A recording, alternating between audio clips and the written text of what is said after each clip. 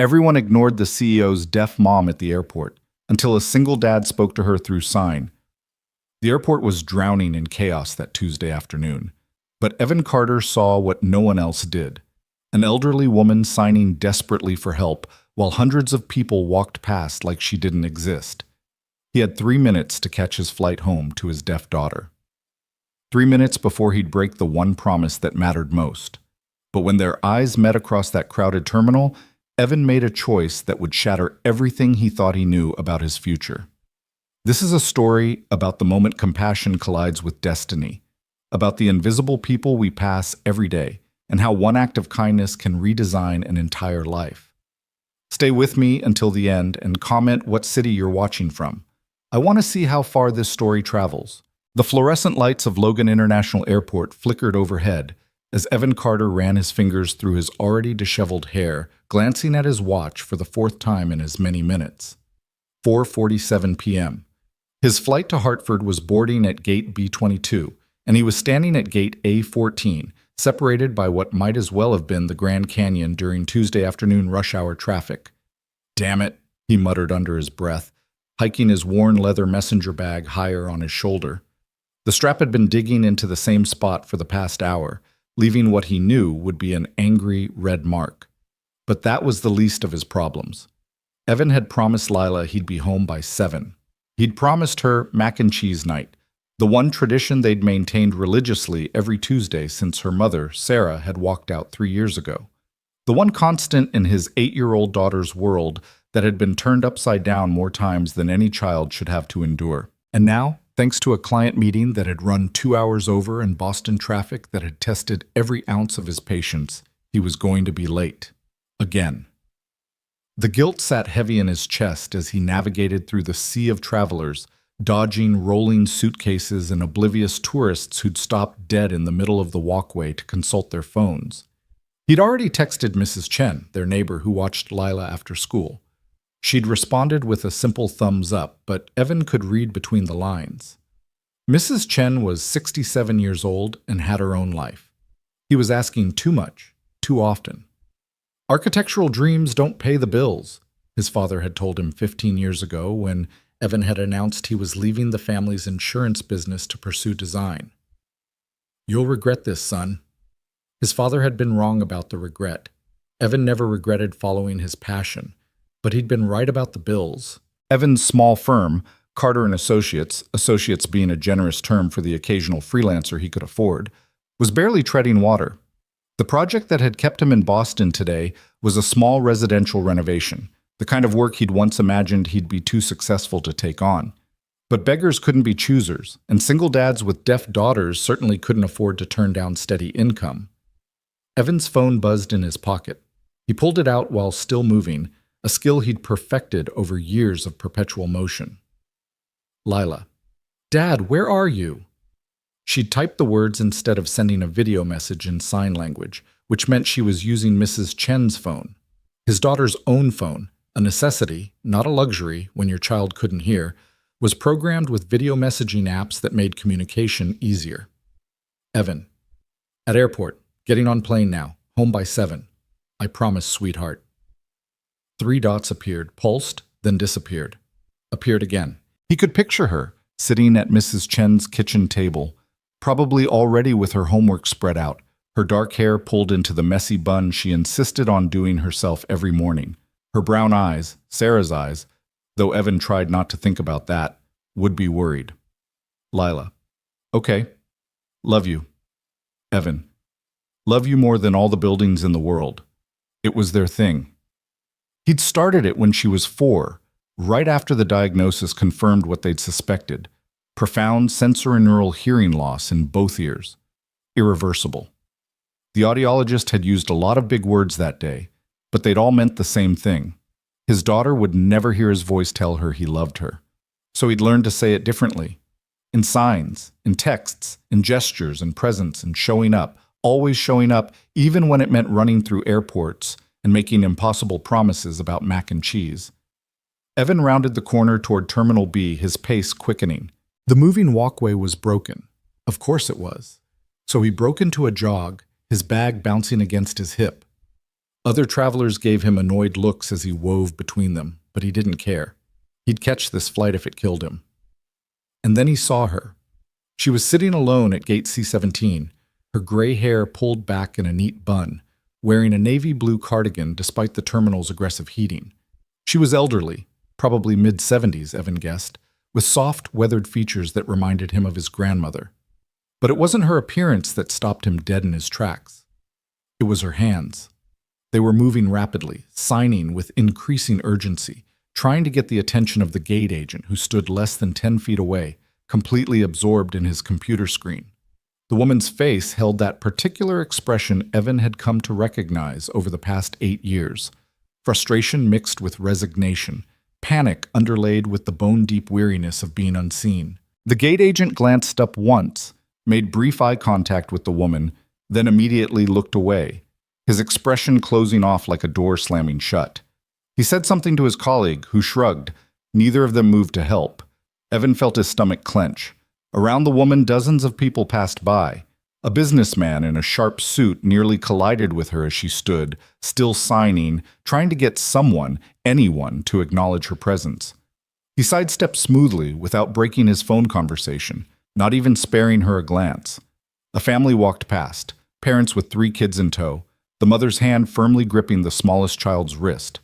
One of the older children looked at the elderly woman curiously, started to slow down. But the father urged them along with a sharp, "Come on, we're late." Late. Evan was late. His flight was boarding in, he checked his watch again, less than 6 minutes. By the time he got to gate B-22, they'd be on final boarding call. If he missed this flight, there wasn't another one until 9 p.m.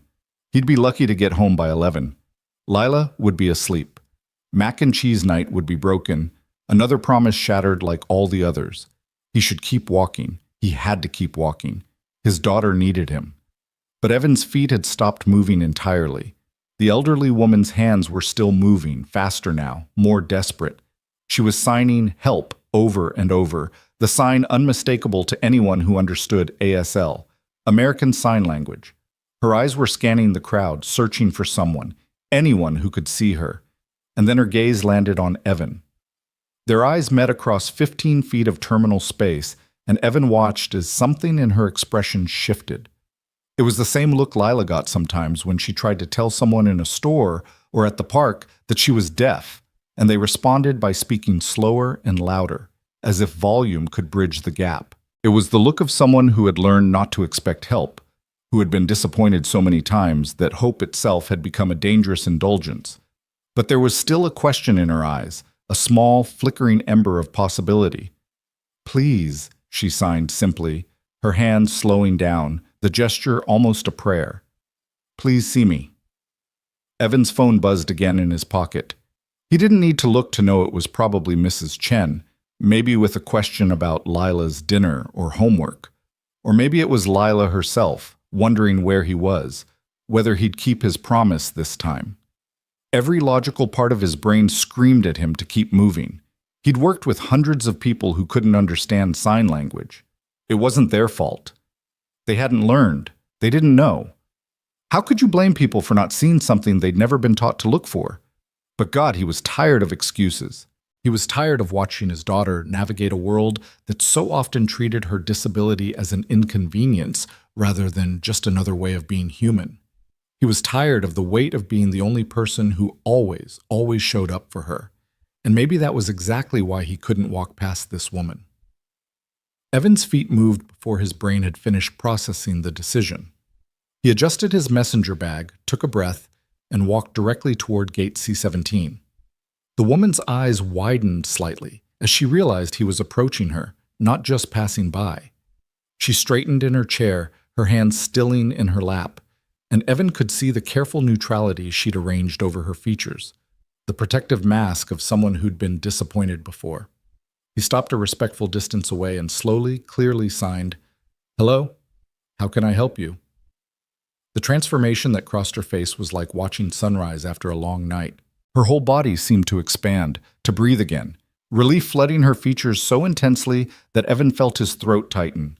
She stood quickly, her hands already moving. "My flight," she signed, the motions urgent but controlled. They changed the gate. The agent told me, but I didn't. She stopped, frustration flashing across her face. I didn't understand. I asked him to write it down, but he just kept talking. I've been sitting here for 30 minutes, and I don't know where I'm supposed to be. Evan glanced at the departure board above gate C-17. The display showed a Southwest flight to Phoenix, boarding in 20 minutes. Where are you going? He signed. Hartford, she signed back. Flight 1947 to Hartford. I need to get home. My daughter. She stopped again, and Evan saw actual fear in her eyes now. She's expecting me. She'll be worried. Hartford, the same flight he needed to catch. The universe had a twisted sense of humor. Evan checked his watch, 4:51 p.m. He pulled out his phone, quickly bringing up the airline app he'd learned to keep readily accessible during years of last-minute travel. He pulled up the flight information and showed her the screen. Your flight is at gate B-22. He signed with one hand while holding the phone with the other. Terminal B, it's boarding now. We need to go. We? She signed, confusion crossing her features. I'm on the same flight, Evan explained. Come with me. I'll make sure you get there. For just a moment, the woman's eyes filled with tears. She blinked them back quickly, nodding, and reached for the small rolling suitcase beside her chair. Evan noticed her hands were trembling slightly as she grabbed the handle.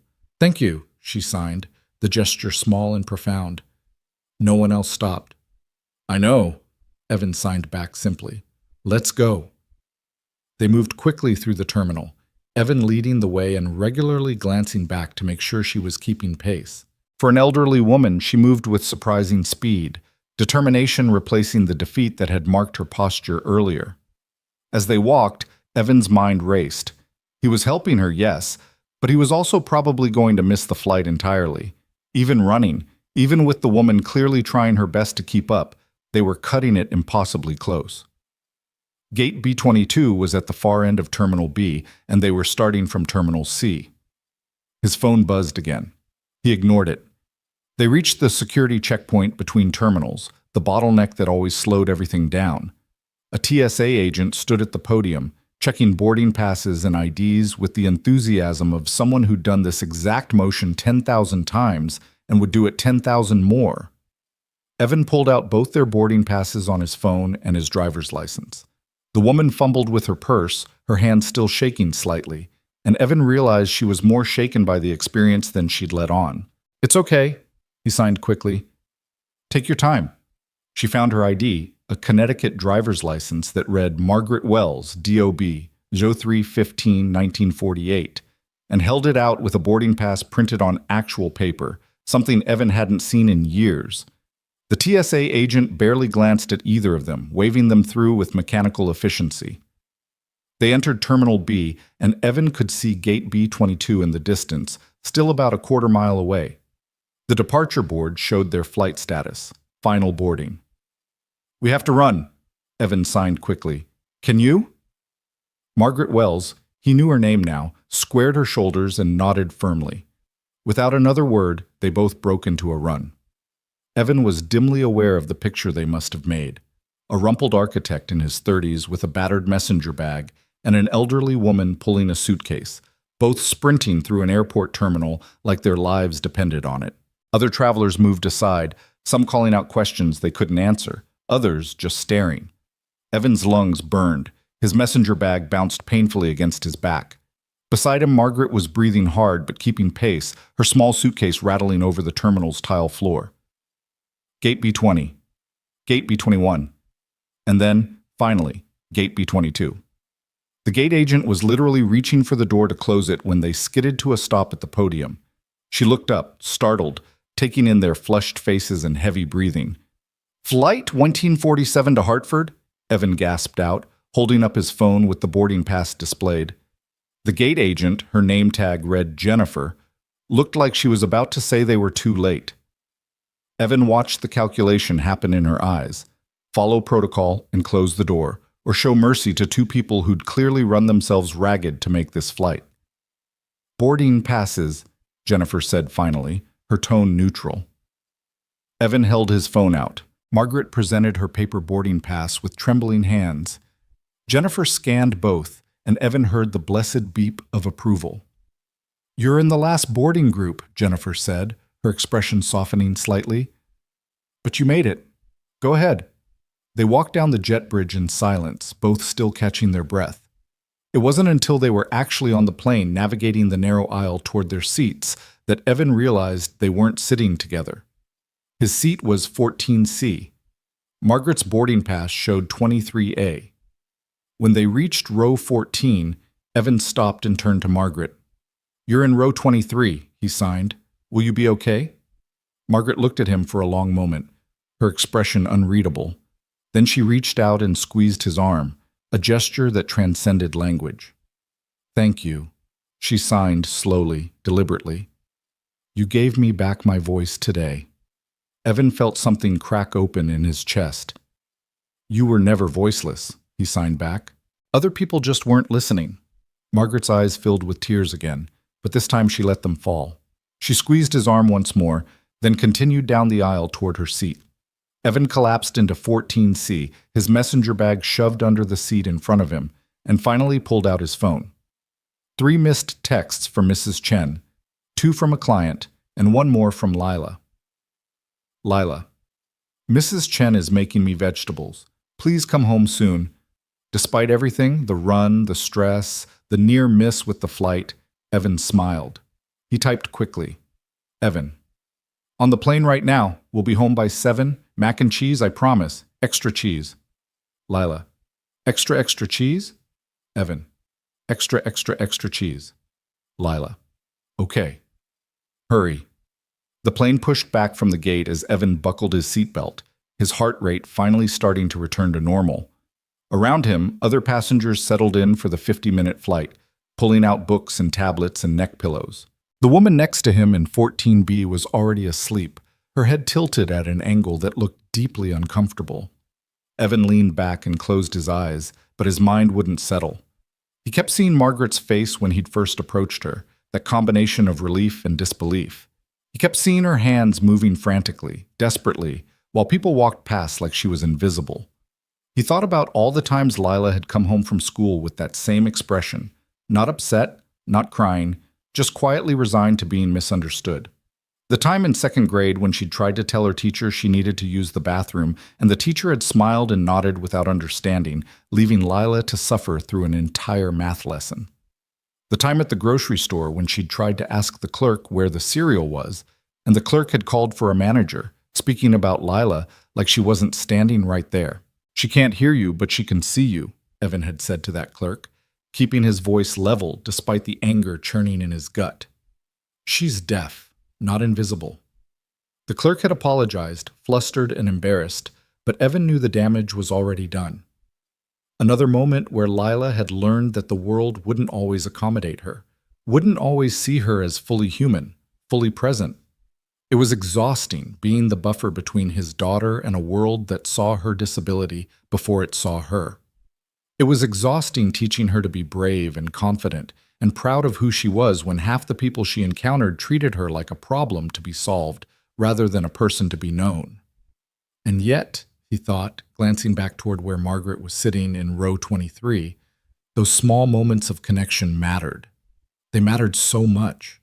The look on Margaret's face when he'd signed hello, that had mattered.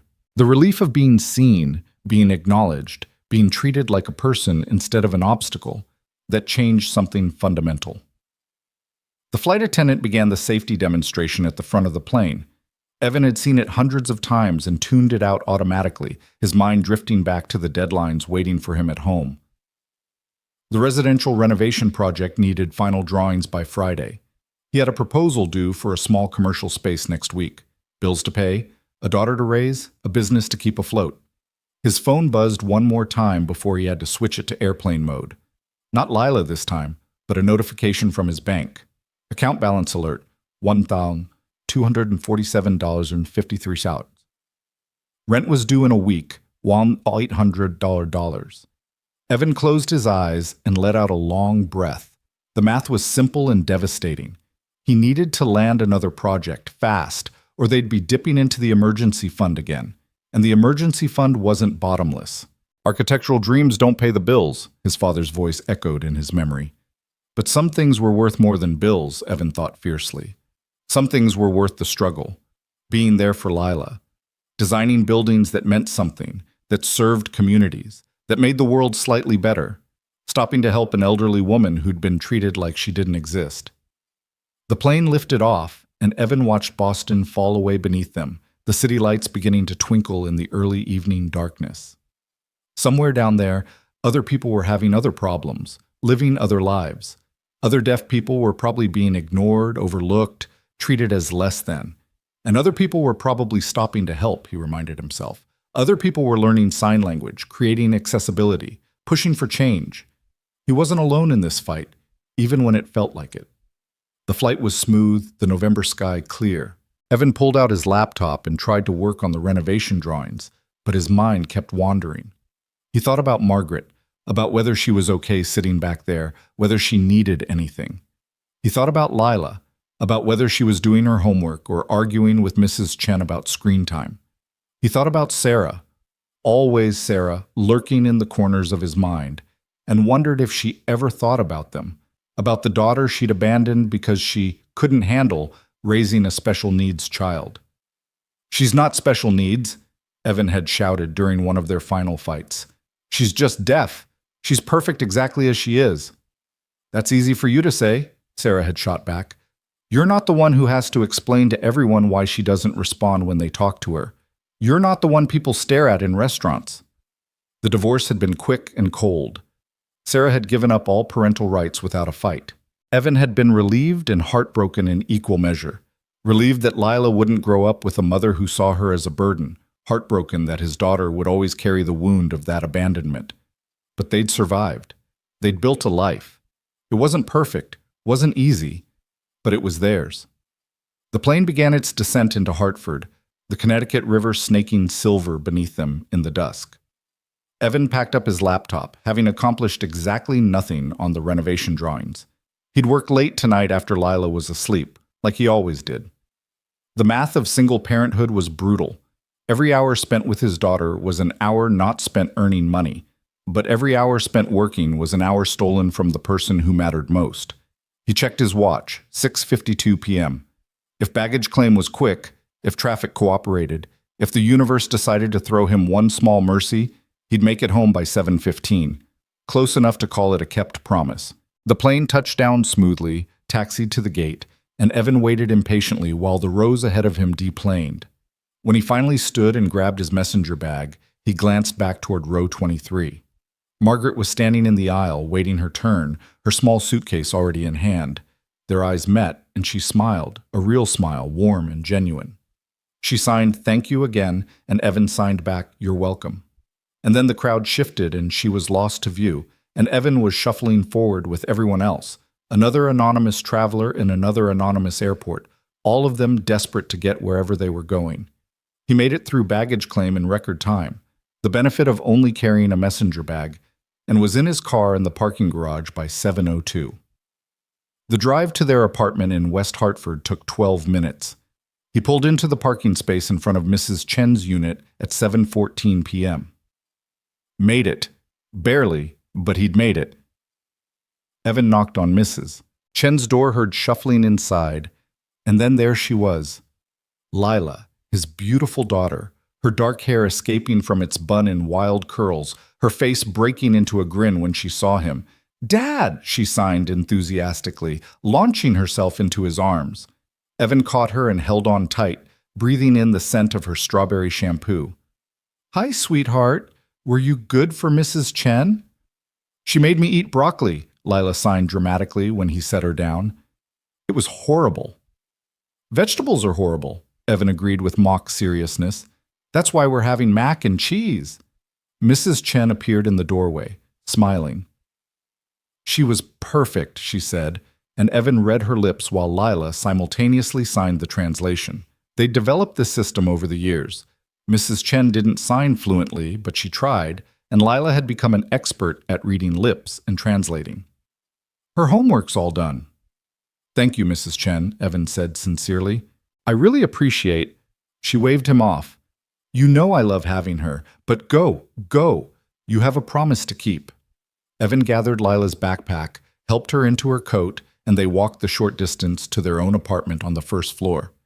As Evan unlocked the door, Lila tugged on his sleeve. "Dad," she signed, "you look tired." "Long day," he signed back. "But I'm here now." "You're always here," Lila signed, and the simple trust in her expression nearly broke him. They made mac and cheese together, Lila standing on her step stool at the counter, carefully measuring the milk and butter while Evan drained the pasta. They'd perfected this routine over years of Tuesday nights, a ritual that meant more than just food. It meant reliability. It meant someone who kept their promises. While the cheese sauce bubbled on the stove, Lila signed, "Tell me about your day." This was another ritual. They always shared the best and worst parts of their day over dinner. Evan stirred the pasta into the sauce, considering his answer. "I helped someone at the airport today," he finally signed. "An elderly woman who's deaf. She needed help finding her gate, and no one would stop for her." Lila's eyes widened. "Like me?" she signed. Evan's heart clenched. "Yes, sweetheart, like you." "What did you do?" "I helped her find her gate. We ran through the airport together and caught the plane." Lila was quiet for a moment, thoughtfully chewing her mac and cheese. Then she signed, "Did it make you almost miss the plane?" "Almost," Evan admitted. "But you helped her anyway?" "Yes." "Why?" It was the simplest question and the most complicated answer. Evan set down his fork and signed carefully, making sure she understood every word. "Because everybody deserves to be seen, Lila. Everybody deserves to have someone stop and listen, even when they're speaking with their hands instead of their voice. And because," he paused, making sure he had her full attention, "because I hope when you're out in the world and you need help, someone will stop for you too." Lila considered this seriously. "Did she say thank you?" "She did." "Good," Lila signed decisively. "People should say thank you." They finished dinner, and Evan helped Lila with her bedtime routine: bath, pajamas, teeth brushing. He read her a story, using sign language to narrate while she followed along in the book, her head resting against his shoulder. When he tucked her into bed and signed, "I love you," she signed back, "Love you more than all the buildings in the world." "Impossible," Evan signed. "That's my line." "We can share it," Lila signed, grinning. And then her eyes were closing, exhaustion finally claiming her. Evan watched her sleep for a moment, this miracle of a person who had made him better than he ever thought he could be. Then he retreated to the living room, pulled out his laptop, and began working on the renovation drawings that were due Friday. It was 11:30 p.m. when his phone buzzed with an email notification. Probably another bill, or a client request, or spam about architectural software he couldn't afford. Evan almost ignored it, but something made him check. The sender name made him pause. Wells and Avery Design Group. Evan stared at the name, his tired brain trying to make sense of what he was seeing. Wells and Avery was one of the premier architectural firms in the Northeast, the kind of firm that designed museums and concert halls and buildings that won awards.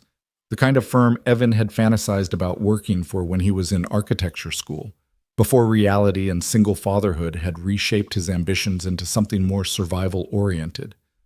Why would Wells and Avery be emailing him? He clicked on the email, his heart starting to pound. "Dear Mr. Carter, my name is Harper Wells, CEO of Wells and Avery Design Group. I'm reaching out because my mother, Margaret Wells, insisted I contact you immediately upon her return home this evening." Evan's breath caught. Margaret, the woman from the airport. "My mother told me what you did for her today at Logan Airport. She told me that while dozens of people walked past her, you stopped. You helped her. You saw her. Mr. Carter, my mother has been deaf since birth. She spent her entire life navigating a world that often forgets she exists. In her 77 years, she's learned to expect very little from strangers. The fact that you not only stopped to help, but did so at the cost of nearly missing your own flight, she can't stop talking about it. She also told me you have a deaf daughter, that you learned sign language for her, that you understand what it means to be a voice in a silent world. I'd like to meet with you, Mr. Carter, not just to thank you personally for your kindness to my mother, but because I believe we might be able to help each other." Wells and Avery is currently working on a significant project that requires someone with both design expertise and authentic understanding of accessibility needs. Based on my mother's description of your character and compassion, I think you might be exactly who we're looking for. Would you be available for a meeting next week? I'm based in Boston, but happy to come to Hartford. Or we could meet somewhere in between. My assistant will coordinate whatever works best for your schedule.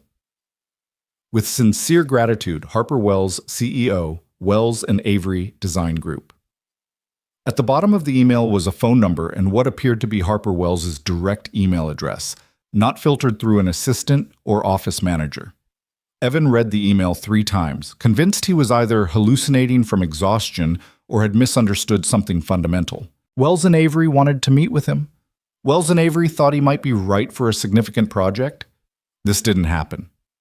Things like this didn't happen to architects who were one bad month away from bankruptcy, who worked out of their living rooms after their kids went to sleep, who'd long ago given up on the fantasy of designing anything more prestigious than residential renovations.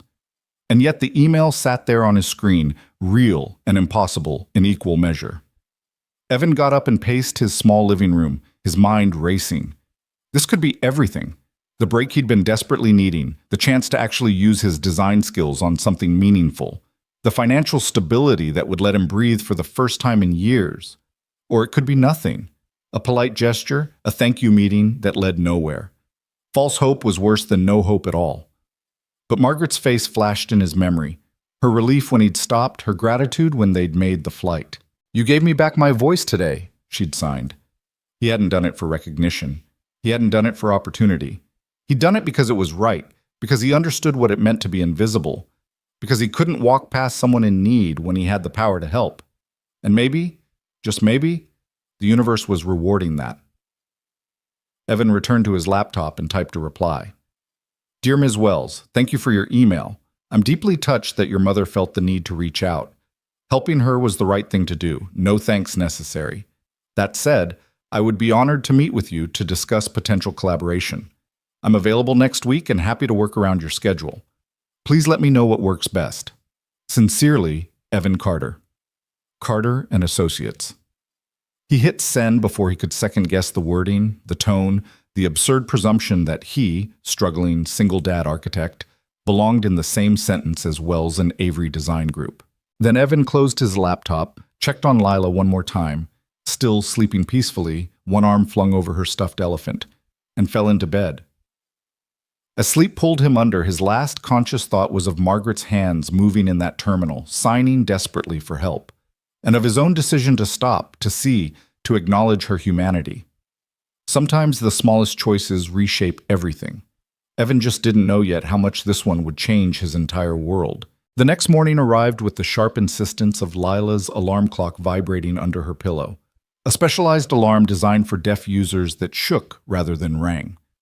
Evan heard the muffled buzzing through the thin wall between their bedrooms and smiled despite his exhaustion. He'd been awake since 5, unable to sleep after Harper Wells's email had detonated in his mind like a quiet bomb, reshaping the landscape of possibility. He'd drafted and deleted 3 follow-up emails before forcing himself to leave it alone. The reply he'd sent last night was professional, grateful, appropriately enthusiastic without seeming desperate. Adding anything else would only reveal the trembling hope he was trying so hard to contain. Evan rolled out of bed and padded to the kitchen, starting coffee before Lila emerged. Their morning routine was choreographed through years of practice. He'd make breakfast while she got dressed, they'd eat together while reviewing her schedule for the day, and then he'd drive her to school before heading home to work. Except this morning, his hands trembled slightly as he cracked eggs into a bowl. This morning, the familiar rhythm felt different, charged with the possibility that everything might be about to change. Lila appeared in the kitchen doorway in her school uniform, navy pants and a white polo shirt that she'd somehow already managed to wrinkle. Her hair was attempting escape from the ponytail she'd wrestled it into, and she carried her backpack and her tablet, which she set on the table while sliding into her chair. "Morning, sweetheart," Evan signed, one hand still whisking eggs. "How'd you sleep?" "Good," Lila signed back, then paused, studying his face with the unsettling perceptiveness 8-year-olds sometimes possessed. "You look different." "Different how?" Evan asked, pouring the eggs into the heated pan. "Happy different," Lila signed, tilting her head. "Did something good happen?" Evan considered how much to tell her. He didn't want to build up hope, his own or hers, about something that might amount to nothing, but he also tried never to lie to Lila, even through omission. "The woman I helped at the airport yesterday," he signed, pausing to flip the eggs. "Her daughter emailed me. She wants to meet." "Why?" Lila's hands moved quickly, curiosity lighting her features. "She runs an architecture company, a really important one. She might have a job for me." Lila's eyes widened. "A big job?" "Maybe," Evan signed, trying to keep his own excitement in check. "We'll see, but yes, it could be big." "Because you helped her mom?" "I think so." Lila considered this while Evan plated the eggs and set them on the table with toast and orange juice. She picked up her fork, then set it down again to sign. "That's good. You help people and good things happen." "It doesn't always work that way, Lila." "It should," she signed firmly, with the absolute moral certainty of childhood. "You're a good dad. You should get good things." Evan's throat tightened. He signed, "I already have the best thing. I have you." Lila rolled her eyes in that universal gesture of 8-year-old embarrassment, but she was smiling as she finally started eating her eggs. They finished breakfast and Evan drove her to school, watching in the rearview mirror as she signed with her best friend Maya in the parking lot before they disappeared into the building together. Maya's parents were deaf, and she'd been Lila's anchor since kindergarten, another signing kid in a mostly hearing school, someone who understood. Evan sent up a silent prayer of gratitude for Maya, for her parents who'd welcomed Lila into their family's orbit, for every person who'd made his daughter's world a little less lonely. Then he drove home, his mind already spinning back to Harper Wells's email and what it might mean. The response came at 10:37 a.m. Evan had been staring at his laptop, ostensibly working on the renovation drawings, but actually refreshing his email every 3 minutes like a teenager waiting for a text from a crush. When the notification finally appeared, Wells and Avery Design Group, his heart performed an acrobatic leap that would have impressed Olympic judges. The email was from someone named Patricia Lansing, executive assistant to Harper Wells, and it was precisely the kind of efficient, professional communication Evan had expected from a firm of Wells and Avery's caliber. "Dear Mr. Carter, Ms. Wells asked me to reach out regarding scheduling a meeting. She's available this Thursday, November 16th at 2 p.m. at our Boston office, or if that doesn't work with your schedule, she's happy to arrange an alternative time and location. Please let me know your availability at your earliest convenience. I'll send full address and parking information once we confirm. Best regards, Patricia Lansing, Executive Assistant to Harper Wells." Thursday, 2 days away. Evan's mind immediately began cataloging obstacles. He had a client call Thursday afternoon that he'd need to reschedule. He'd have to arrange for Mrs. Chen to pick up Lila from school. He'd need to drive to Boston, which meant gas money he hadn't budgeted for this week. And he'd definitely need to do something about the sport coat that had been living on the back of his desk chair for the past 3 months and probably smelled like desperation and coffee. But none of those obstacles mattered. None of them were real barriers, just logistics to be solved. This was Wells and Avery. This was the opportunity he'd stopped dreaming about because dreaming hurt too much when reality kept insisting on disappointment. Evan typed his response. "Dear Ms. Lansing, Thursday at 2 p.m. works perfectly. I'll be there. Thank you for coordinating. Best regards, Evan Carter." He hit send, then immediately stood up and walked to his closet, pulling out the sport coat in question. It definitely needed dry cleaning. Also, when had his professional wardrobe deteriorated to one wrinkled sport coat, 2 dress shirts that mostly fit, and exactly 1 pair of pants without a coffee stain? Single dad problems, he thought wryly. Fashion took a back seat when you were juggling work, childcare, and trying to keep the lights on. Evan called Mrs. Chen, who agreed to pick up Lila on Thursday with her typical grace. "Of course, Evan, you go to your big meeting. Lila and I will have fun. Maybe I'll even make broccoli again." "You're a cruel woman, Mrs. Chen," Evan said, smiling. "Someone has to make sure she eats vegetables," Mrs. Chen replied. "You feed her too much cheese." She wasn't wrong. The next 2 days passed in a blur of preparation that felt both excessive and inadequate.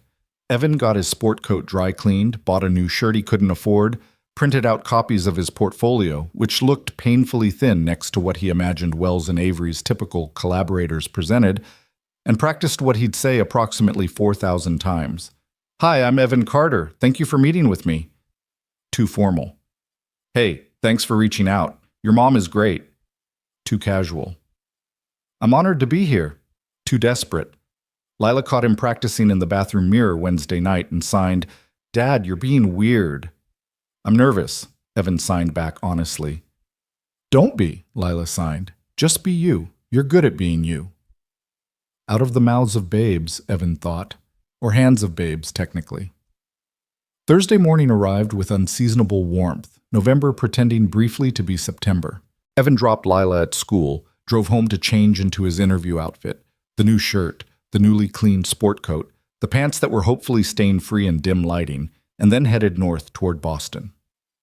Traffic cooperated for once, and Evan found himself pulling into the parking garage at 1:30 p.m., a full half-hour early.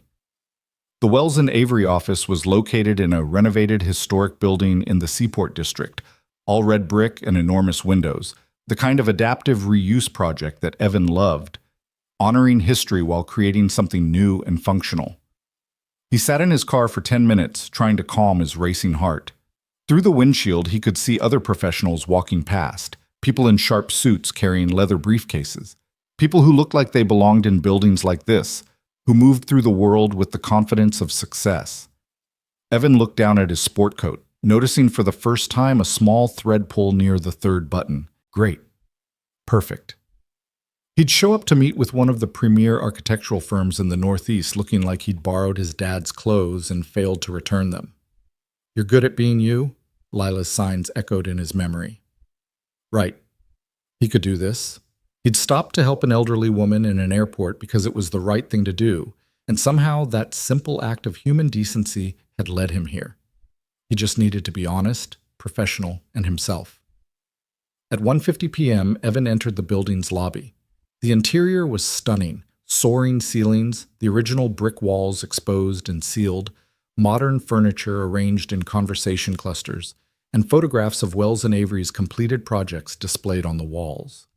Evan recognized several: a contemporary art museum in Providence, a community performing arts center in Springfield, a mixed-use development in Portland that had won multiple sustainability awards. These weren't just buildings. They were statements, each one thoughtfully designed to serve its community while pushing the boundaries of what architecture could be. And he was here, about to meet with the woman who'd led the design on most of them. Evan approached the reception desk, where a young man with perfectly styled hair and impressive cheekbones looked up with a professional smile. "Good afternoon. How can I help you?" "I'm Evan Carter. I have a 2 o'clock appointment with Harper Wells." The receptionist typed something into his computer. "Of course, Mr. Carter. Ms. Lansing will be right down. Can I get you anything while you wait? Coffee? Water?" "Water would be great, thank you." The receptionist handed him a glass bottle of water that probably cost more than Evan's lunch budget for a week, then gestured toward the seating area. "Please, make yourself comfortable." Evan sat in a chair that was somehow both beautiful and deeply uncomfortable, the curse of architect-designed furniture, he thought, and tried not to fidget. Around him, employees moved through the lobby with purpose, all of them looking competent and accomplished, and like they'd never worried about making rent. "Mr. Carter?" Evan looked up to find a woman in her 50s approaching, wearing a navy dress and carrying a tablet. She had the efficient air of someone who managed complex schedules with ruthless precision. "I'm Patricia Lansing," she said, extending her hand. "Thank you for coming." "Thank you for having me," Evan replied, shaking her hand and trying to project confidence he didn't entirely feel. "Ms. Wells is ready for you, if you'll follow me." They entered an elevator with walls made entirely of glass, offering a dizzying view of the lobby, falling away beneath them as they rose. Patricia made pleasant small talk about traffic and weather, the conversational equivalent of elevator music, while Evan tried not to think about the fact that his entire professional future might be decided in the next hour. The elevator opened onto the 4th floor, and Patricia led him down a hallway lined with more project photographs. Evan recognized the work immediately. Harper Wells's signature style combined bold geometric forms with unexpected warmth, creating buildings that felt both cutting-edge and human-scaled. They stopped outside a corner office with floor-to-ceiling windows and a door that stood slightly ajar. Patricia knocked once, then pushed it open. "Ms. Wells, Mr. Carter is here." "Thank you, Patricia. Send him in." Evan took a breath and walked through the door into what might be the most beautiful office he'd ever seen. The space was flooded with natural light from windows that overlooked Boston Harbor. A large desk sat at one end, but the rest of the room was arranged more like a living room. Comfortable chairs, a sofa, a coffee table covered with architectural magazines and what looked like project models. And standing by the window, backlit by afternoon sun, was Harper Wells.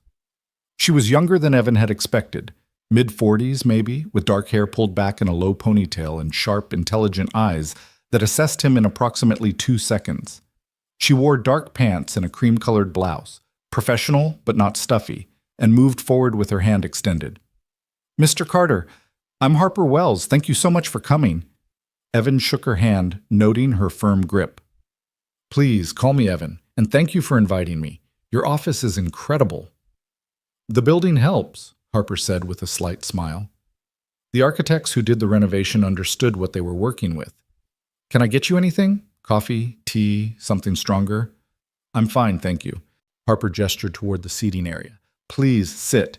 And Evan, I should tell you right away, my mother hasn't stopped talking about you since Tuesday. She called me from the airport the moment she landed, which is unusual because she usually prefers to text. But she needed to tell me immediately about the man who stopped." Evan sat in one of the chairs, trying not to be distracted by how comfortable it was. "I didn't do anything special. I just helped her find her gate." "That's not how she tells it," Harper said, settling into the chair across from him. And then, to Evan's complete surprise, she began to sign. "She said you ran through the airport with her, that you almost missed your flight making sure she made hers, that you treated her like a person instead of a problem." The shift to sign language was so smooth, so natural, that it took Evan a moment to respond. When he did, his hands moved almost automatically. "You sign?" "Fluently," Harper signed back, her expression softening. "My mother has been deaf since birth. ASL was my first language, technically. I learned to speak later." She switched back to verbal communication, though her hands continued moving in small gestures. "I can do either, or both. Whatever's comfortable for you." "Verbal is fine," Evan said, though something in his chest had loosened at the sight of her signing. "But it's nice to meet someone else who signs. In professional settings, I mean. It's not something I encounter often." "I imagine not," Harper said. "Most architectural firms aren't exactly known for their accessibility consciousness." She leaned back in her chair, studying him with open curiosity. "My mother said you have a deaf daughter. Lila?" "Yes, she's 8. She's—" Evan paused, trying to find words adequate to describe his daughter. "She's everything." "Tell me about her." It wasn't what Evan had expected. He'd thought they'd jump straight into discussing projects, portfolios, professional qualifications. But Harper was watching him with genuine interest, so he answered honestly. "She was born hearing," Evan explained. "We didn't realize anything was wrong until she was about 18 months old. She wasn't responding to sounds, wasn't developing speech like she should. The diagnosis was profound sensorineural hearing loss in both ears. Permanent, irreversible." Harper nodded, her expression understanding. "Her mother, my ex-wife, she couldn't handle it," Evan continued, the old anger still there, but muted now by time and therapy. "She left when Lila was 5. Said she didn't sign up to raise a special needs child." He shook his head. "But Lila's not special needs. She's just deaf. She's smart, funny, creative. She wants to be an architect someday, actually. Designs elaborate buildings out of cardboard boxes and duct tape." "Good materials to start with," Harper said, and there was warmth in her voice now, a crack in the professional veneer. "My mother raised me alone, too. My father left when I was 6 months old. Couldn't handle having a deaf wife, apparently." She said it matter-of-factly, but Evan heard the old wound beneath the words. "I'm sorry," Evan said. "Don't be. She did a remarkable job without him. Became a teacher, raised me, never let anyone make her feel less than whole." Harper paused. "But it wasn't easy. I watched her be dismissed, ignored, treated as invisible countless times. So when she called me Tuesday night crying because a stranger had stopped, had seen her, had helped her, she stopped, composing herself. It mattered, Evan, more than you probably realize. The use of his first name felt significant, a shift from formal to personal. I'm glad I could help, Evan said simply. I know what it's like watching someone you love navigate a world that doesn't always make space for them. That's exactly why I wanted to meet you, Harper said, leaning forward. Not just to thank you, though I do thank you sincerely, but because Wells and Avery has a project that needs someone with your particular insight. Finally, the real reason he was here. Evan felt his pulse quicken. Harper stood and walked to her desk, retrieving a portfolio that she brought back to the seating area. She opened it to reveal architectural renderings of a large modern building with clean lines and lots of glass. This is the Hartford Community Center for the Deaf and Hard of Hearing, Harper said. It's a $20 million project funded by a combination of state grants and private donations. The building will house educational programs, social services, performance space, and community gathering areas specifically designed for the deaf and hard of hearing community. Evan leaned forward, studying the renderings. They were good, clean, modern, accessible, but something about them felt off, though he couldn't immediately identify what. We won the bid 6 months ago, Harper continued. Design development is almost complete, but my lead designer quit 3 weeks ago, personal reasons, moved to California. And when I reviewed his work, I realized something. She paused, meeting Evan's eyes. It's technically accessible. It meets ADA requirements, but it doesn't understand the community it's meant to serve. What do you mean? Evan asked, though he thought he might already know. Look at the auditorium design, Harper said, pointing to one of the renderings. The sightlines are obstructed by pillars. That's a disaster for a deaf audience that needs clear visual access to interpreters and performers. The lighting design creates shadows that make signing difficult to see. The acoustics were prioritized, which is absurd for a space that will primarily serve deaf users. She flipped to another page. The wayfinding signage is all text-based with no visual symbols. The door hardware requires sound-based alerts. Even the layout of the social spaces assumes verbal communication patterns. Evan could see it now, all the small failures that added up to a building that worked on paper but would fail the people it was meant to serve. It's not malicious, Harper said. My lead designer is talented, but he designed for theoretical deaf users, not real ones. He checked boxes without understanding what the boxes meant. So what do you need? Evan asked, though his heart was already racing with the possibilities. I need someone who understands that accessibility isn't just about ramps and braille, Harper said. Someone who's lived it, who knows what it means to navigate the world differently. I need someone to redesign this building from the inside out, to make it not just accessible, but welcoming.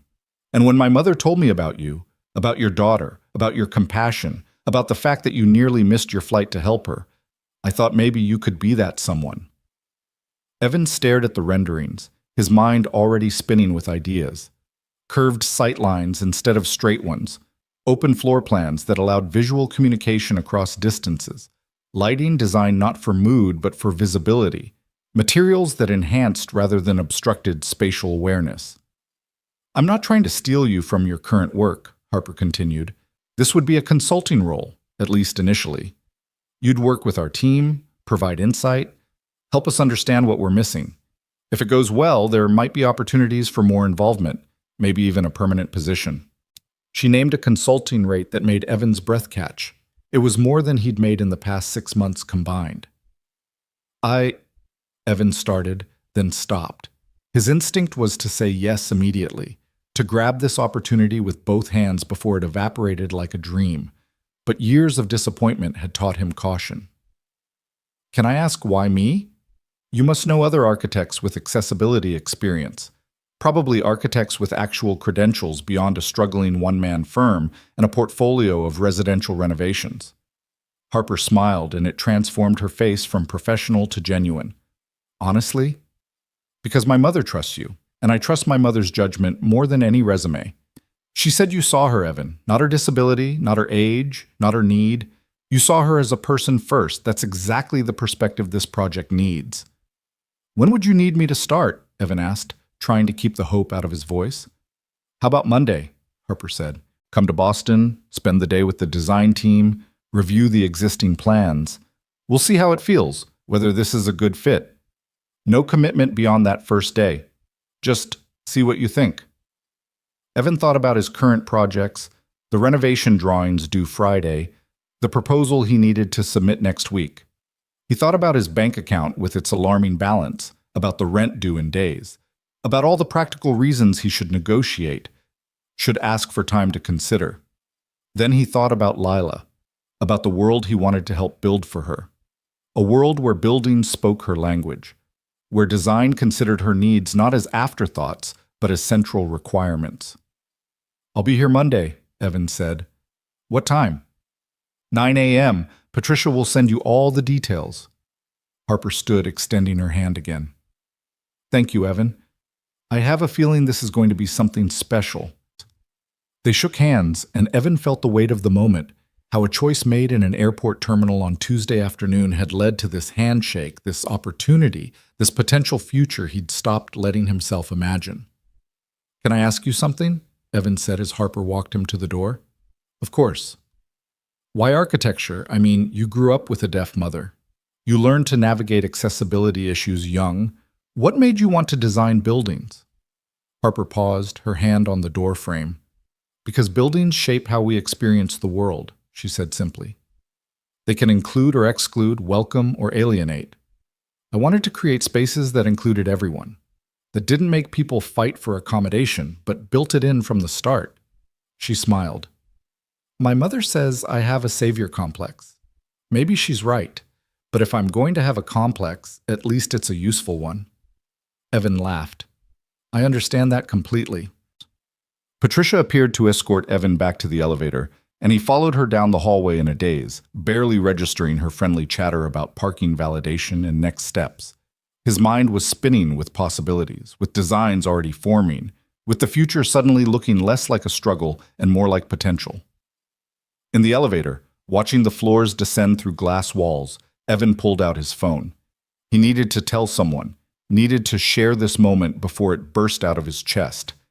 He texted Mrs. Chen first. "Meeting went amazing. We'll tell you everything later. Thank you for getting Lila."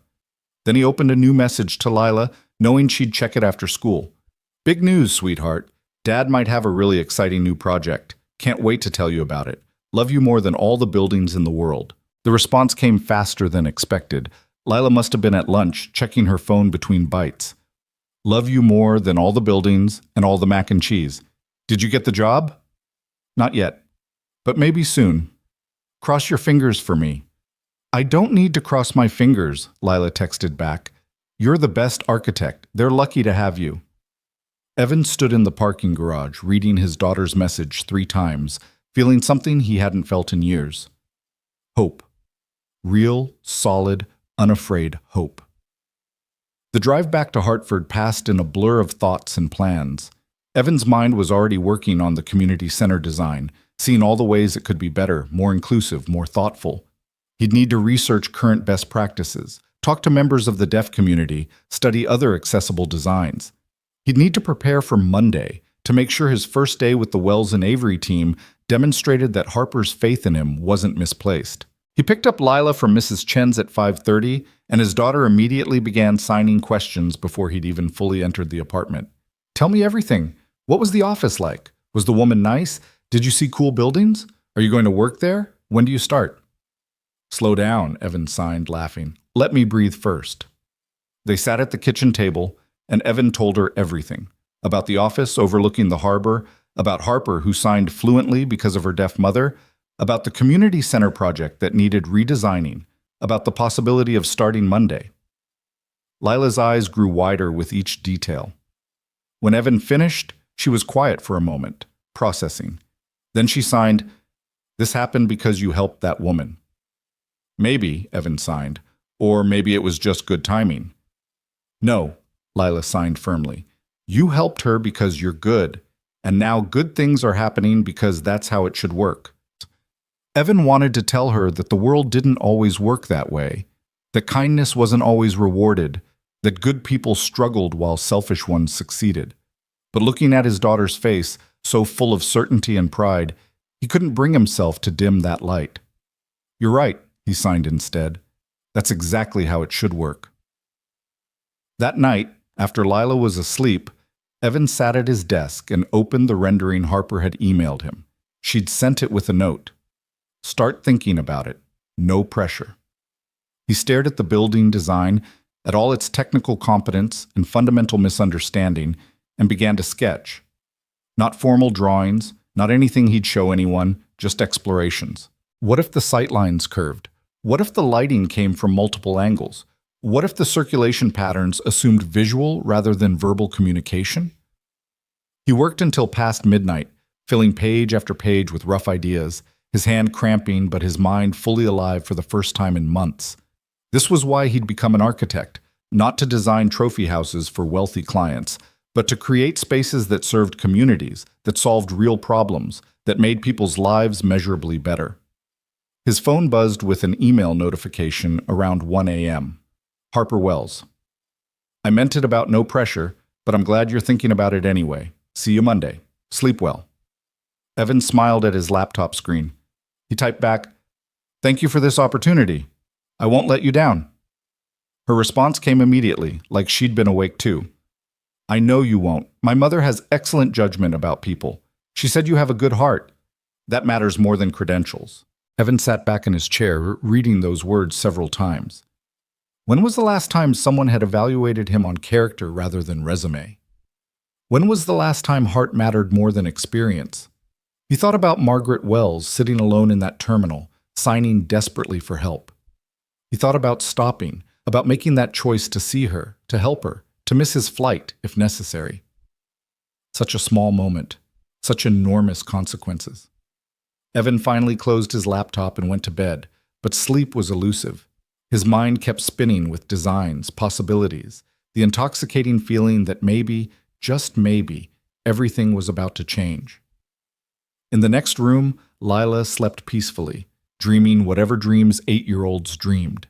And somewhere in Connecticut, Margaret Wells was probably sleeping too, unaware that her gratitude had reshaped her daughter's business and a struggling architect's future in a single afternoon. Sometimes the world worked the way it should. Sometimes kindness was rewarded. Sometimes stopping to help a stranger led exactly where you needed to go. Evan fell asleep thinking about buildings that welcomed everyone, about spaces designed with love, and about the incredible power of simply choosing to see. Yui Tra Loi Trong Muk Tin Yun Kom Nye Sang Document Part 3 Monday morning arrived with the kind of crystalline November cold that made Boston's harbor shimmer like hammered silver. Evan had been awake since 5, had checked his appearance in the mirror approximately 15 times, and had rehearsed what he'd say to Harper's design team until the words lost all meaning and became just sounds in his mouth. Lila had been awake too, appearing in his doorway at 6 with her hair still wild from sleep, signing, "You're going to be amazing today." "How do you know?" Evan had signed back, grateful for her confidence even as his own wavered. "Because you always are," she'd signed simply, then crawled into his lap for a hug that steadied something fundamental in his chest. Now, standing outside the Wells and Avery building at 8:45, Evan took a deep breath and pushed through the glass doors. The same receptionist from Thursday greeted him with recognition and a smile that seemed genuine rather than professionally mandated. "Mr. Carter, good morning. Ms. Lansing is expecting you. 4th floor again." The elevator ride felt both eternal and instantaneous. When the doors opened, Patricia was already waiting, tablet in hand, an expression efficient. "Evan, welcome. Harper's in the conference room with the team. Ready?" "Ready," Evan lied, following her down a different hallway than Thursday's route. This one opened into a large conference room with windows overlooking the harbor and a massive table surrounded by at least a dozen people. Harper stood at the head of the table, and when she saw Evan, her face brightened with what looked like genuine pleasure. "Everyone, this is Evan Carter. Evan, this is the team that's going to help us make the Hartford Community Center something extraordinary." The introductions blurred together. Michael, the project architect; Sarah, the lighting designer; David, who handled structural engineering; Rachel from interiors; James, the landscape architect. Each of them nodded or shook Evan's hand, their expressions ranging from curious to skeptical to welcoming. Evan noticed one man in particular, probably late 50s with silver hair and an expensive suit, who looked at him with undisguised assessment. Harper noticed the look too. "And this is Robert Chang, our senior partner and the firm's co-founder," Harper said smoothly.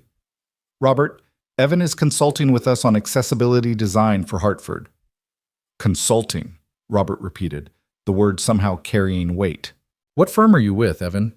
"Carter and Associates," Evan said, meeting Robert's gaze steadily. "It's a small firm. Actually, it's just me." "I see," Robert said, and those two words contained volumes of doubt. "And your experience with projects of this scale?" "Limited," Evan admitted, because lying would only make things worse. "But my experience with the deaf community is extensive. I've spent the last 8 years learning what works and what doesn't, what includes and what excludes. That's the perspective Harper asked me to bring." "Harper has excellent instincts," Robert said, though his tone suggested he wasn't entirely convinced. "I trust we'll see the value of your contribution." The implicit challenge hung in the air like smoke. Harper's expression remained pleasant, but Evan caught the slight tightening around her eyes. "Why don't we start with where we are?" Harper said, moving smoothly past the tension. "Michael, want to walk Evan through the current design?" For the next hour, Michael presented the existing plans in exhaustive detail. The building was impressive on paper, 40,000 square feet of modern design with classrooms, a performance space, administrative offices, and community gathering areas. Everything was technically accessible, meeting or exceeding ADA requirements. The budget was meticulously planned, the timeline ambitious but achievable, and the renderings beautiful. And yet, watching the presentation, Evan felt the same disconnect he'd sensed in Harper's office on Thursday. The building was designed for deaf people, but not with them. It accommodated disability rather than celebrating difference. When Michael finished, Harper turned to Evan. "Thoughts?" Every person in the room was looking at him now, some curious, some skeptical, Robert openly doubtful. Evan could feel the weight of judgment, could sense that his next words would determine whether he was taken seriously or dismissed as Harper's charitable project. He thought about Lila, about all the times she'd walked into spaces that hadn't considered her needs. He thought about Margaret Wells, invisible in an airport terminal. He thought about why Harper had asked him here in the first place. "It's good work," Evan said carefully, standing and moving toward the renderings displayed on the wall. "Technically proficient, aesthetically pleasing, but it's missing something fundamental." He pointed to the auditorium design. "This space assumes hearing is the primary sense. Look at the speaker placement, the acoustic panels, the sound booth at the back. Those are important for hard-of-hearing users with assistive devices, but for profoundly deaf users, they're irrelevant." Michael shifted in his seat, defensive. "We included visual alert systems throughout." "You did," Evan agreed. "But they're add-ons, not integrated design elements. And the sight lines?" He traced the pillar placement with his finger. "These obstruct visual access to the stage. For an audience that needs to see interpreters, performers, everyone in the room, these pillars are barriers." "Structural necessity," David, the engineer, interjected. "We need those supports." "Then the solution is to rethink the entire structural system," Evan said, warming to his subject now despite his nerves. "What if instead of traditional pillars, we used a different load-bearing approach? What if the structure itself enhanced rather than obstructed visibility?" He pulled out his phone, opening the photos of sketches he'd made over the weekend. They were rough, preliminary, but they showed what he meant. Curved walls that carried structural loads while creating unobstructed sightlines, ceiling designs that eliminated columns, spatial arrangements that assumed visual communication patterns. Sarah, the lighting designer, leaned forward with interest. "Show me more about the lighting concerns." Evan pulled up another sketch. "Deaf communication depends on being able to see clearly. That means lighting from multiple angles to eliminate shadows, consistent color temperature so faces aren't distorted, and brightness levels that allow comfortable visual focus without eye strain. Your current design has beautiful ambient lighting, but it creates shadows across signing space." "That's a valid point," Sarah said slowly, her skepticism shifting to engagement. "I was designing for atmosphere, not functionality." "Can it be both?" Evan asked. "Can't we create beautiful lighting that also serves the community's needs?" "In theory," Sarah said. "In practice, That's expensive. Maybe, Evan said. Or maybe we're thinking about it wrong. What if we designed the building to maximize natural light, use the architecture itself to create the illumination we need? It might actually save money on electrical systems. Robert spoke up from his position at the table, his tone still measured. These are interesting ideas, Mr. Carter, but we're already deep into design development. Significant changes at this stage would require going back to schematic design, which means delays and budget overruns. The client isn't going to be happy about that. The client is the deaf and hard of hearing community, Evan said, meeting Robert's gaze. And I think they'd rather have a building that's delayed 6 months but actually serves them than one that's on time but fundamentally misses the mark. That's a noble sentiment, Robert said, but it's not how real-world architecture works. Budgets matter. Timelines matter. Client expectations matter. So does getting it right, Harper interjected quietly, and everyone's attention shifted to her. Robert, I hear your concerns, but Evan's right. We can't deliver a building that fails the community it's meant to serve just because we're afraid of making changes. She turned to Evan. What would you need to develop these ideas into something we could actually present to the client? Evan's heart raced. This was the moment, the chance to prove himself, or the opportunity to fail spectacularly in front of a room full of accomplished professionals. Time with the community, he said. I need to talk to deaf and hard of hearing people about what they actually need. Not what we think they need, but what they know from lived experience. And I need access to your team's expertise to develop solutions that are both meaningful and feasible. Timeline? Harper asked. 2 weeks to gather community input and develop preliminary redesigns. Another 2 weeks to integrate those with structural and systems requirements. A month total before we present to the client. A month, Robert repeated. We're supposed to present final design development in 3 weeks. Then we push the presentation back a month, Harper said, and her tone carried the weight of final decision. This is too important to rush. We do it right, or we don't do it at all. She looked around the table. I need everyone's commitment that we're going to support Evan in this process. Michael, you'll work with him on spatial design. Sarah, lighting. David, structural solutions. Everyone brings their expertise, but Evan leads on accessibility considerations. Agreed? There was a long moment of silence. Then Michael nodded slowly. Agreed. And honestly, I'm curious to see where this goes. I've never designed for this community before. Not really. I want to learn. Sarah nodded too. Same. I'm in. One by one, the team members indicated their agreement. Even Robert, though his expression remained reservedly skeptical, said, I'm trusting your judgment on this, Harper, but I want regular progress updates. You'll have them, Harper promised. She turned to Evan. Welcome to the team.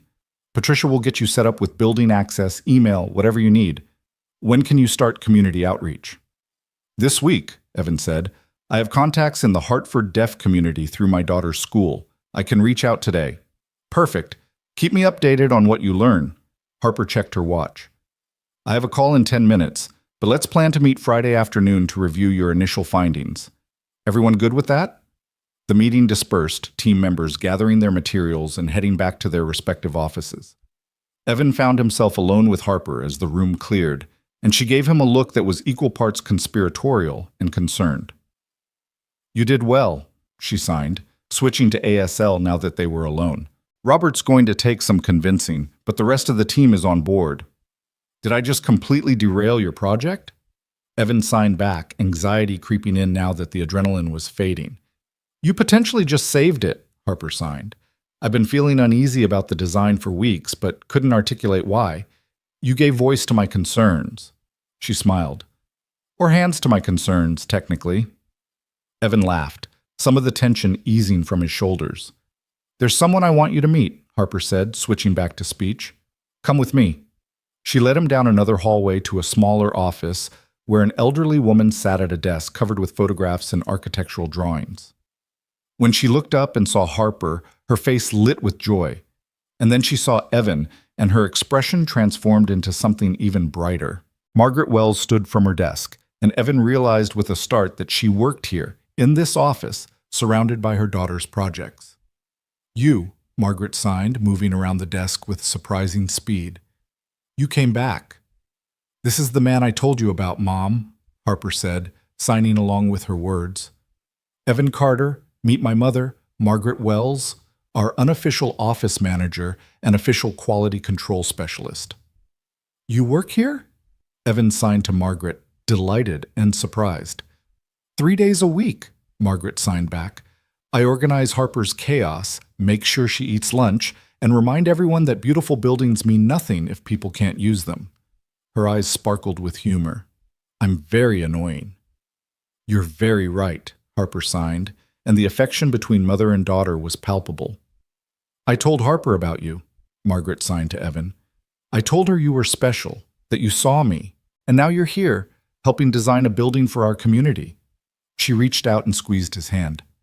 "Thank you for stopping that day. Thank you for seeing an old woman who needed help." "You're not old," Evan signed automatically, making Margaret laugh. "I'm 77, she signed. "I'm definitely old. But I'm not invisible anymore, thanks to you." The words hit Evan harder than he expected. He thought about all the times he'd worried about Lila growing up in a world that might not see her, might not value her, might treat her as less than. And here was Margaret, 77 years of navigating that world, still fighting to be seen. "I have a daughter," Evan signed slowly. "She's 8. She's deaf. I worry every day about the world she's growing up in."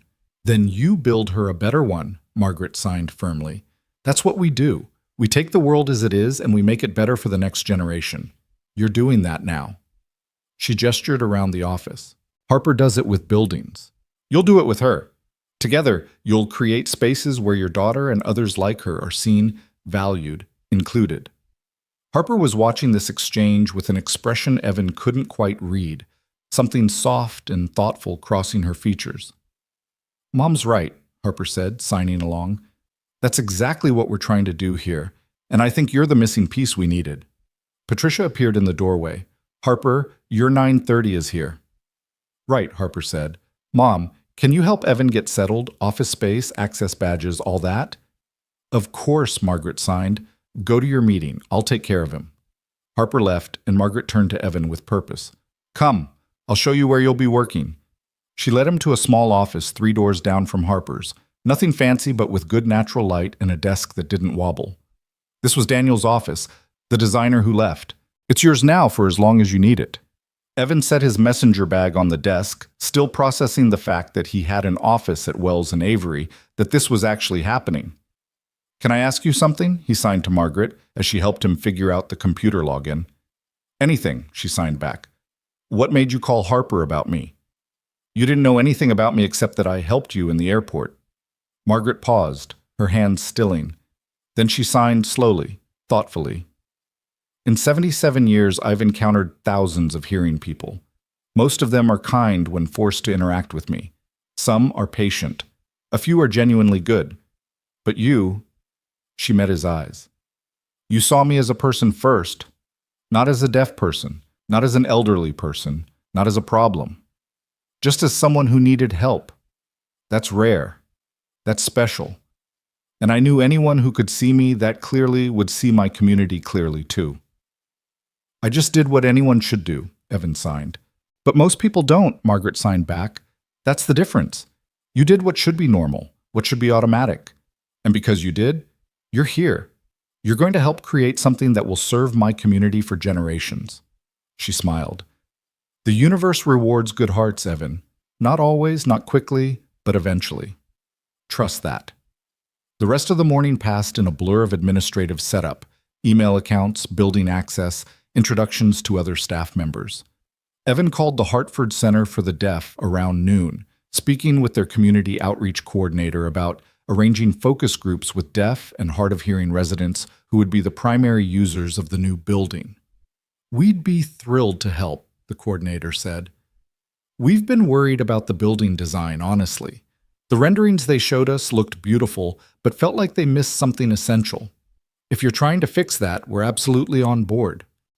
Evan scheduled 3 focus group sessions for later that week, feeling the weight of responsibility settle more firmly on his shoulders. These weren't just architectural problems to solve, they were real people's lived experiences he needed to honor. He worked through lunch, sketching preliminary ideas and researching case studies of successful deaf-accessible architecture. Around 2 o'clock, his phone buzzed with a text from Lila, who must have been at lunch break at school. The message was a video of her signing, and Evan played it with his volume off, reading her hands. "How's your first day? Are you designing amazing buildings? Don't forget to eat lunch. Love you." The video responded immediately, signing, "First day is good. I'm learning a lot. And yes, I forgot lunch, but I'll eat something soon. Love you more than all the buildings in the world. See you tonight." Lila's response came seconds later, another video of her signing dramatically, "I knew you'd forget lunch. Dad, you need to take care of yourself." 8 years old and already mothering him. Evan smiled and tucked his phone away, making a mental note to actually find something to eat. He was deep in research about optimal lighting conditions for sign language visibility when Harper knocked on his open door around 3. "How's it going?" she asked, leaning against the doorframe. "Good, I think. I've got focus groups scheduled for Wednesday, Thursday, and Friday in Hartford. I'm trying to prepare questions that will actually get at what people need versus what they think we want to hear." "Smart," Harper said. She hesitated, then asked, "Want to grab coffee? There's something I'd like to discuss." They walked to a cafe 2 blocks from the office, the November wind sharp off the harbor. Harper ordered an Americano. Evan, a regular coffee he couldn't really afford, but felt obligated to buy in a professional setting, and they settled at a small table by the window. "I want to be honest with you about something," Harper said, cradling her cup between both hands. "Robert's not wrong about the challenges here. Redesigning at this stage is expensive and complicated. The client is already anxious about timeline, and bringing you in—" She paused, choosing her words carefully. "Some people are going to see it as me making an emotional decision rather than a professional one." "Is that what you think?" Evan asked quietly. "No," Harper said immediately. "I think it's the right call professionally and ethically. But I need you to know that you're going to face skepticism. People are going to question your credentials, your experience, whether you belong at this table." She met his eyes. "I'm telling you this not to discourage you, but so you're prepared." "I appreciate that," Evan said. "And honestly, I question whether I belong here too. I spent half the morning wondering when someone's going to realize I have no idea what I'm doing." Harper smiled slightly. "That's called imposter syndrome, and every architect I know has it. The difference is most of them fake confidence better." She took a sip of her coffee. "But here's what I see when I look at you, Evan.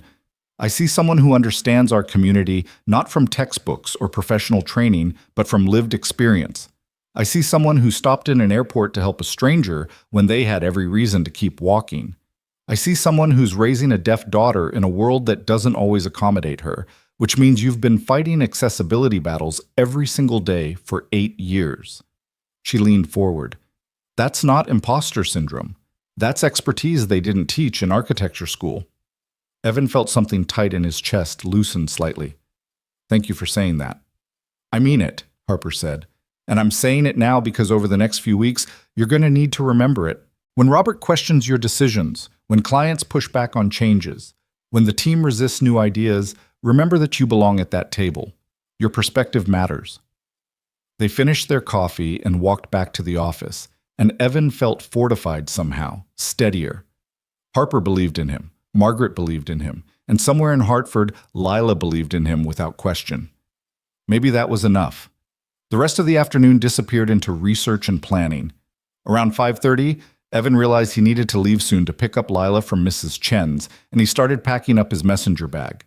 He was shutting down his computer when Harper appeared in his doorway again. "Heading out?" she asked. "Yeah, I need to get my daughter," Evan said. "But I'll be back tomorrow morning. I want to review those structural drawings more carefully before the focus groups." "Evan," Harper said, and something in her tone made him pause. "I know you're commuting from Hartford. That's an hour each way minimum. Have you thought about how sustainable that is?" "I'll make it work," Evan said automatically, though he had been wondering the same thing. 2 hours of driving every day meant 2 hours less with Lila, 2 hours less sleep, 2 hours of gas money he needed to budget for. "What if there was another option?" Harper said carefully. "We have a corporate apartment in the North End that we keep for out-of-town collaborators. It's empty right now." You're welcome to use it during the week if that would help. Stay over a few nights, save the commute, give yourself more time to focus on the project. Evan started to refuse automatically. It felt like too much, like taking advantage of Harper's generosity. But then he thought about the math. If he stayed in Boston 3 nights a week, he'd save 6 hours of driving time, probably $100 in gas money, and gain space to think without the constant pressure of rushing home. I couldn't, he started. You could, Harper interrupted gently. And before you argue, know that we're not doing you a favor. You're doing us one. This project needs your full focus, and if eliminating a brutal commute helps you give us your best work, that's a business decision, not charity. I'd need to be home for Lila, Evan said. Tuesday nights especially. That's our tradition. Mac and cheese night. I can't miss that. So stay Monday, Wednesday, Thursday, Harper suggested. Drive home Tuesday and Friday. Spend weekends with your daughter. You get the benefit of focused work time. She doesn't lose her dad. She smiled. Everyone wins. It made sense. It made so much sense that Evan's resistance crumbled under the weight of logic. Okay, he said finally. Thank you, really. Thank you. The apartment key will be waiting with Patricia tomorrow, Harper said. Now go. Your daughter's waiting. The drive back to Hartford felt different somehow, lighter. Evan called Mrs. Chen from the car, letting her know he was running a few minutes late, and she assured him Lila was fine, currently beating her at cards for the 3rd time in a row. When Evan picked up his daughter, Lila immediately started signing questions faster than he could process them. How was it? What did you do? Did you design things? Are the people nice? When do you start? I already started, Evan signed, pulling her into a hug. Today was my first day. And? Lila signed emphatically when he released her. And it was good. Really good. I'm going to help redesign a community center for deaf people in Hartford. I'm going to make it better for people like you. Lila's eyes went wide. Like me? Exactly like you. So that when you grow up, there will be more buildings that work for you, that include you, that were designed with you in mind from the start. That's the best job ever, Lila signed, and her pride in him was so evident, so pure, that Evan felt his eyes sting with unexpected tears. I think so too, he signed back. That night, after they'd had dinner and Lila was settled with her homework, Evan's phone rang with an unknown number. He answered cautiously. Evan Carter? Speaking. This is William Torres. I'm the executive director of the Hartford Community Center for the Deaf and Hard of Hearing. I heard from Harper Wells today that you're joining the design team. Evan's stomach clenched. This was the client, the person whose opinion mattered most. Yes, that's right. I hope it's the best news I've had in months, William interrupted, warmth flooding his voice. Between you and me, I've been worried about the design since I first saw it. Beautiful building, but it felt like it was designed for hearing people's idea of what deaf people need rather than what we actually need. When Harper told me your background, your experience, your daughter, he paused. This is exactly what the project needs. I'm so grateful you're on board. Evan released a breath he hadn't known he was holding. Thank you. That means a lot. I have focus groups scheduled this week to gather community input. I want to make sure we're designing for real needs, not assumptions. That's perfect, William said. And Evan, don't let anyone make you doubt yourself. You belong at that table. Your perspective is invaluable. It was the second time that day someone had told him he belonged, and this time Evan let himself believe it a little more. The rest of the week unfolded in a pattern that started to feel almost like routine. Evan drove to Boston early Monday morning, spent the day at Wells and Avery reviewing drawings and preparing for the focus groups, then drove home Monday night to be with Lila. Tuesday was their sacred mac and cheese night, inviolable. Wednesday morning, he drove back to Boston with an overnight bag, stayed at the corporate apartment Harper had arranged, and ran his first focus group that afternoon in Hartford. The focus group was revelatory. 15 members of the deaf and hard of hearing community gathered in a conference room at the Hartford Center, and Evan listened to their experiences, their frustrations, their hopes with the intensity of someone whose daughter's future depended on getting this right. Every building assumes we're broken hearing people, one woman signed, her hands sharp with frustration. They add accommodations like Band-Aids. We don't need Band-Aids. We need buildings designed for how we actually exist in the world. Sightlines matter more than acoustics, a man in his 30s signed.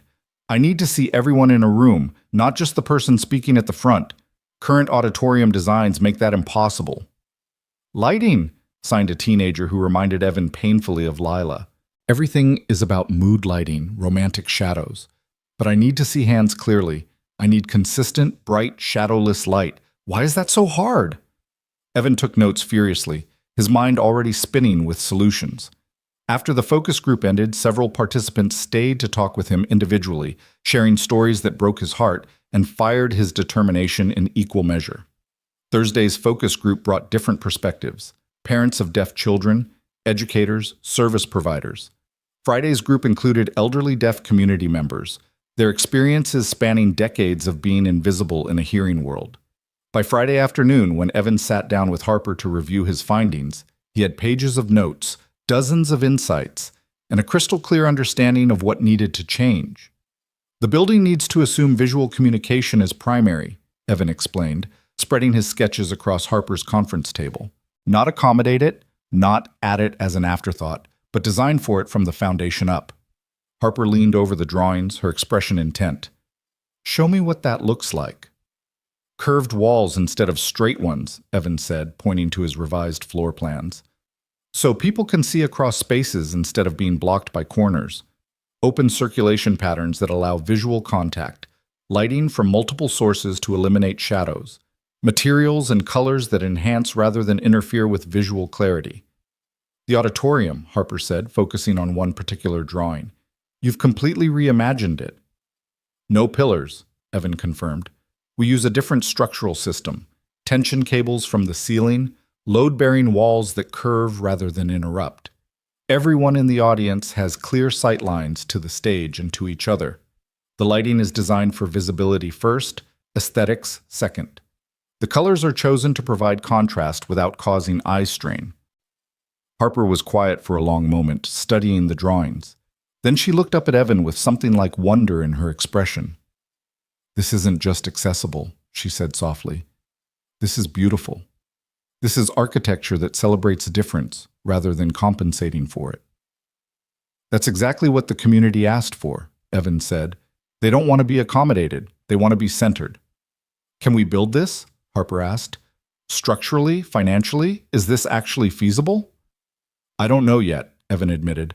I need David's input on the structural systems, Sarah's expertise on the lighting, Michael's experience on spatial planning, but I think so. I think if we approach it right, this might actually be more elegant and potentially less expensive than the current design. Harper stood, gathering the drawings. Let's find out. Team meeting, Monday morning. We present this to everyone and see if we can make it real. That night, driving home to Hartford for the weekend, Evan felt exhausted and exhilarated in equal measure. He'd spent the week immersed in a world he'd only touched the edges of before. Professional architecture at the highest level, with resources and expertise he'd only dreamed of accessing.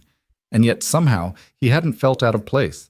His perspective had been valued, his insights taken seriously, his experience recognized as legitimate expertise. Maybe Harper was right. Maybe he did belong at that table. Lila was waiting at the apartment window when he pulled into the parking lot, and she ran out to meet him before he'd even fully parked, her face bright with excitement. Dad, you're home! Tell me everything! They spent the weekend together, Evan sharing carefully edited stories about his week, while Lila told him about school, about her friends, about the building she was designing out of cardboard boxes in her room. Want to see it? She signed eagerly on Saturday afternoon. Evan followed her to her room, where an elaborate structure covered most of her floor, cardboard boxes connected with duct tape, carefully cut windows, doors that actually opened on hinges she'd somehow engineered. It's a community center, Lila signed proudly. For everyone. See? The doors are extra wide so wheelchairs can fit. And look. She pointed to small drawings she'd taped to the walls. Visual signs for people like me. Pictures and words together so everyone can understand. Evan knelt beside his daughter's creation, his throat tight with emotion. She was 8 years old and already designing for inclusion, already thinking about how to make spaces that welcomed everyone. It's perfect, he signed. You're going to be an amazing architect someday. Like you, Lila signed simply, and Evan pulled her into a hug to hide the tears threatening to spill. Sunday night, after Lila was asleep, Evan sat at his desk and refined his drawings for Monday's presentation. He worked until past midnight, fueled by coffee and determination, making sure every detail was clear, every solution thoughtfully considered. His phone buzzed around 11:30 with a text from Harper. "Ready for tomorrow?" Evan typed back, "As ready as I'll ever be. Thank you again for this opportunity." "Thank you," Harper responded immediately. "You're changing this project in ways I didn't even know it needed. Sleep well. See you Monday." Evan stared at her message for a long moment, letting himself absorb the validation, the recognition that what he was doing mattered. Then he closed his laptop, checked on Lila one more time, and went to bed, dreaming of buildings that welcomed everyone, spaces designed with love, and the extraordinary power of simply choosing to see. Monday would bring new challenges, new skepticism to overcome, new problems to solve.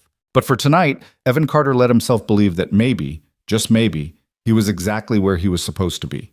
And maybe the world was becoming the kind of place where his daughter, and all the Lilas yet to come, would finally, truly be seen. Monday morning's team meeting had the electric tension of a moment that could go either way, triumph or disaster, with very little room for anything in between. Evan arrived at the office at 7:30, wanting time to set up his presentation before anyone else appeared. But Harper was already there, 2 cups of coffee on the conference table and an expression that managed to be both encouraging and nervous. "Couldn't sleep?" she asked, handing him one of the cups. "Not much," Evan admitted, setting down his portfolio and the carefully organized presentation boards he'd spent Sunday night perfecting. "You?" "I kept thinking about Robert's face when we tell him we're essentially starting over," Harper said with a rueful smile. "He's going to fight this." "Should I be worried?" "Probably," Harper said honestly, "but I'm the CEO, and ultimately this is my call. I just need you to present your vision clearly enough that the team understands why we're doing this. Make them believe it's not just possible but necessary."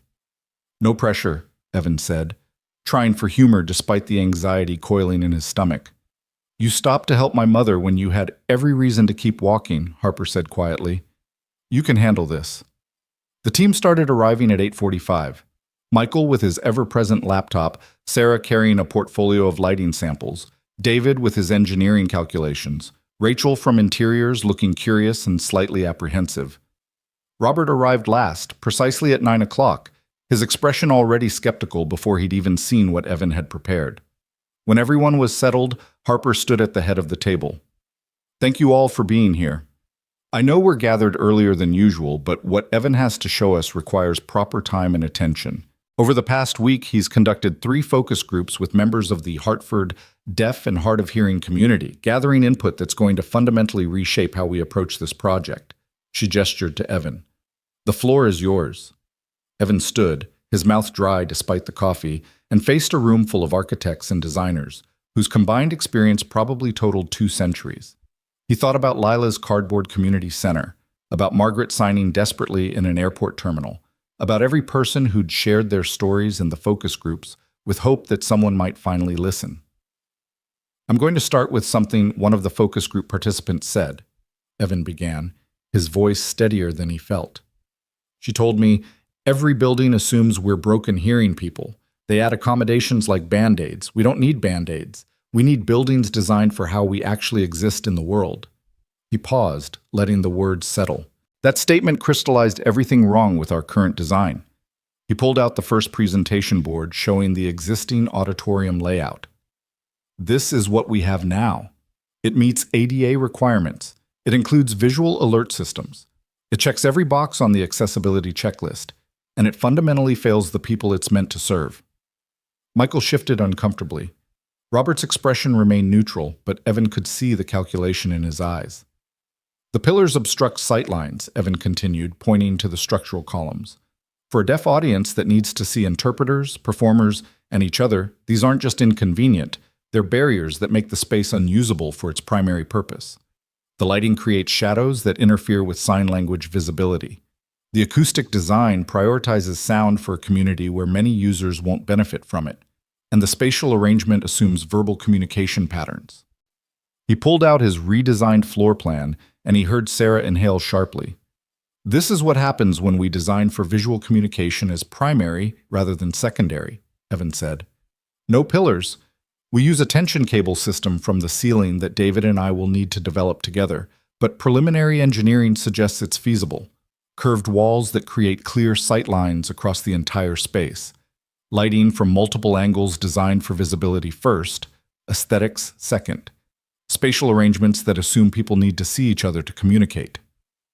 David leaned forward, studying the structural drawings.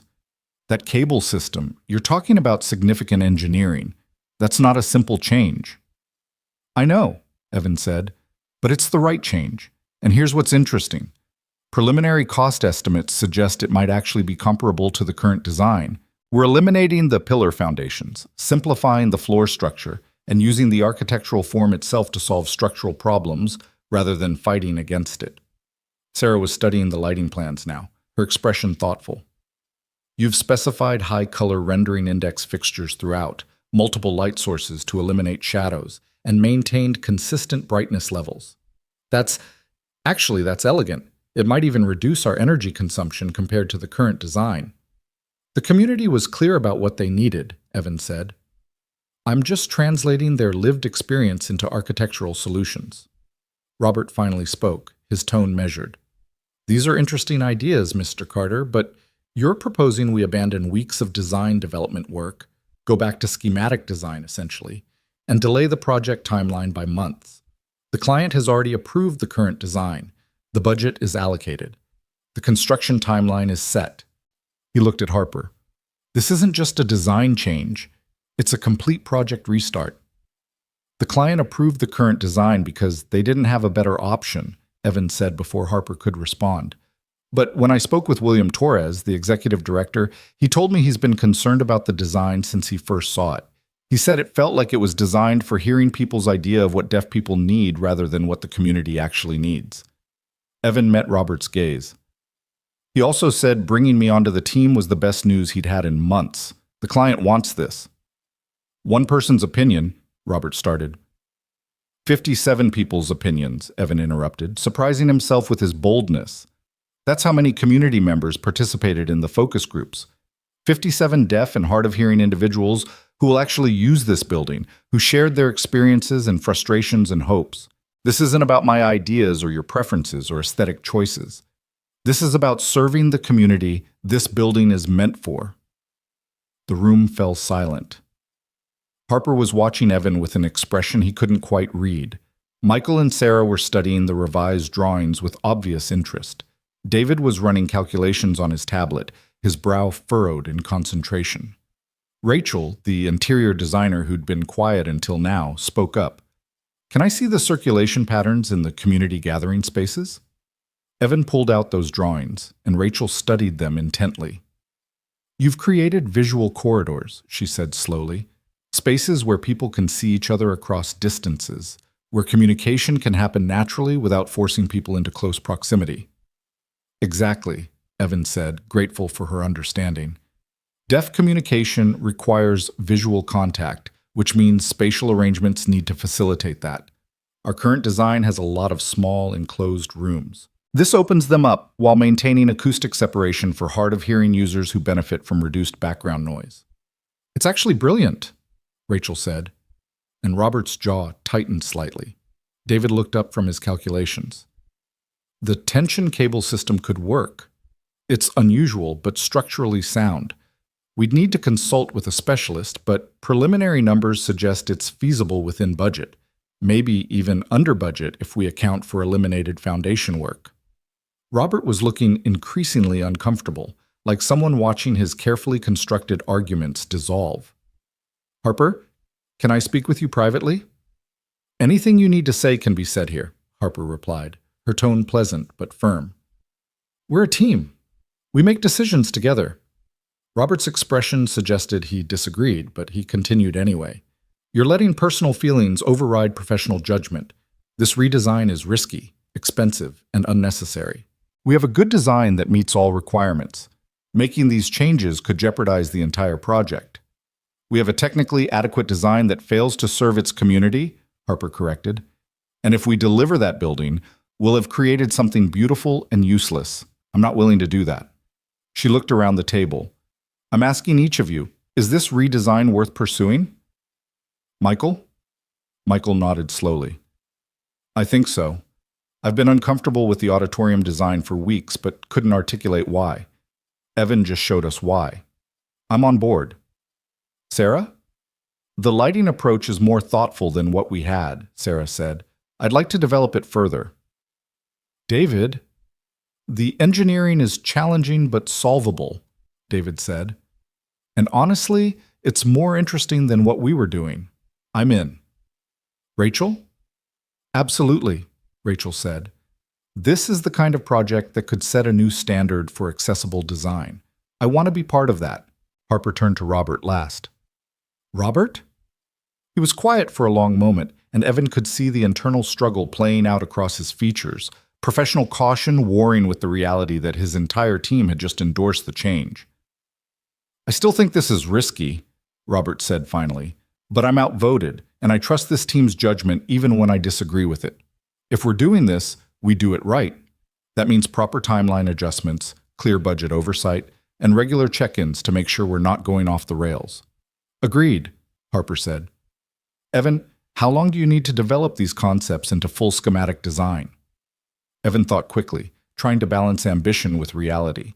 6 weeks for complete schematic design, another month for design development. We present to the client in early February instead of December. That's 2 months, Robert said. 2 months of delay on a project that's already pushing schedule. 2 months to get it right, Harper countered. William Torres will understand, and frankly, I'd rather delay and deliver excellence than rush and deliver mediocrity. She looked at Evan.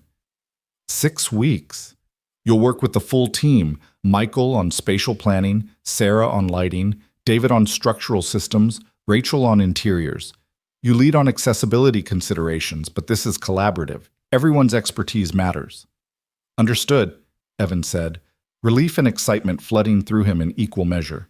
Meeting adjourned, Harper said. Let's get to work. The team dispersed and Evan found himself surrounded by Michael, Sarah, and Rachel, all of them asking questions, making suggestions, already diving into the work. David approached more cautiously, but his questions about the structural system were detailed and genuinely curious. Robert left without speaking to Evan, and Harper caught Evan's concerned glance. Don't worry about Robert, she said quietly. He's cautious by nature, which is why he's a good partner. He keeps me from being too impulsive. But once he commits, he's all in. He'll come around. I hope so, Evan said. I don't want to create problems for you. You're not creating problems, Harper said firmly. You're solving them. Now get to work. 6 weeks isn't as long as it sounds. She wasn't wrong. The next 6 weeks unfolded in a blur of intense collaboration, late nights, and the kind of deep creative work that Evan hadn't experienced since architecture school. He fell into a rhythm, 3 days a week in Boston, staying at the corporate apartment Harper had arranged, working closely with the team. 2 days working from Hartford, closer to Lila, maintaining their Tuesday night mac and cheese tradition that became even more sacred as his work intensified. The apartment in Boston's North End was modest but comfortable, and Evan learned its quirks quickly. The radiator that clanked at odd hours, the neighbor who practiced violin at 6 a.m., the small Italian bakery 2 blocks away that sold the best focaccia Evan had ever tasted. He'd eat breakfast there some mornings, sketching on napkins while surrounded by rapid Italian and the smell of fresh bread.